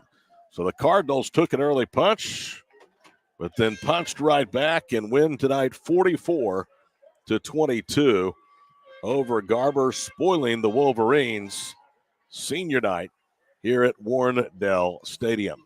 We'll be back after this final break to say goodnight on the High Plains Insurance Skordle Game of the Week. What comes our way, we'll always put you first. You're more than a patient. You're someone we care about. And we're working hard every day to keep you safe and continue to give you the best care so you can feel comfortable here. Not because Stillwater Medical is a healthcare provider, but because we're your provider. And we're ready to see you and serve you right here at home. Feel safe and secure with Arlo Wireless Outdoor Camera, available at Pioneer. Arlo offers top-notch protection with crystal clear video quality, rain or shine. Monitor your home from anywhere with remote smartphone access, whether you're at home or on the go. Arlo keeps you connected to what matters most. Trust Arlo and Pioneer to keep your home safe and secure. Visit gopioneer.com to get your Arlo wireless cameras today. There you see the final score. All Turpin after an early 8-0 advantage for the Wolverines, 44-22, the final score. Tell you what, Garber's a really good football team. They didn't play their best tonight, and they needed to play their best against this club, namely in the penalty department, Adam, that continued to put the Wolverines behind the 8 ball time and time again. Well, I mean, we saw Garber the first possession have a great drive to start this game. They get a stop, and they get the ball back, and then they start kind of shooting themselves in their own foot. And they did that on the next 2 possessions too as well. Turpin scores, and then Turpin gets a safety. And then it just seemed like they just never really had any kind of momentum after that happened. On the other side of the football, just too much of Carson Peters and Jet Huffman tonight as they ran wild all over this Wolverine defense. Yeah, extremely impressive. Both Peters and Huffman, we talked about them from the get-go at the start of this game. The element, the way they run offense, the style that they run, you don't see a lot in 8-man, and it just puts so much pressure on defenses. I will say this. Historically, those types of offense don't travel in the playoffs. The weather gets cold. The football gets a little bit harder. And typically those teams that can kind of run a little bit more of a power game typically are the ones you see advance furthest. Although football's changed a lot over the years. And Huffman, they can hand him the ball in the backfield. He's pretty effective. Yeah, they do throw the football, but we saw him do a lot of work on the ground tonight. And I think this is a team that's a very serious contender to win Class B1 later in the season. So that's going to wrap it up tonight. Our final score again, the Turpin Cardinals 44, the Garber Wolverines 22. For Tyler and Josh and for Adam Dieselhorst, I'm Todd Miller. So long from Garber.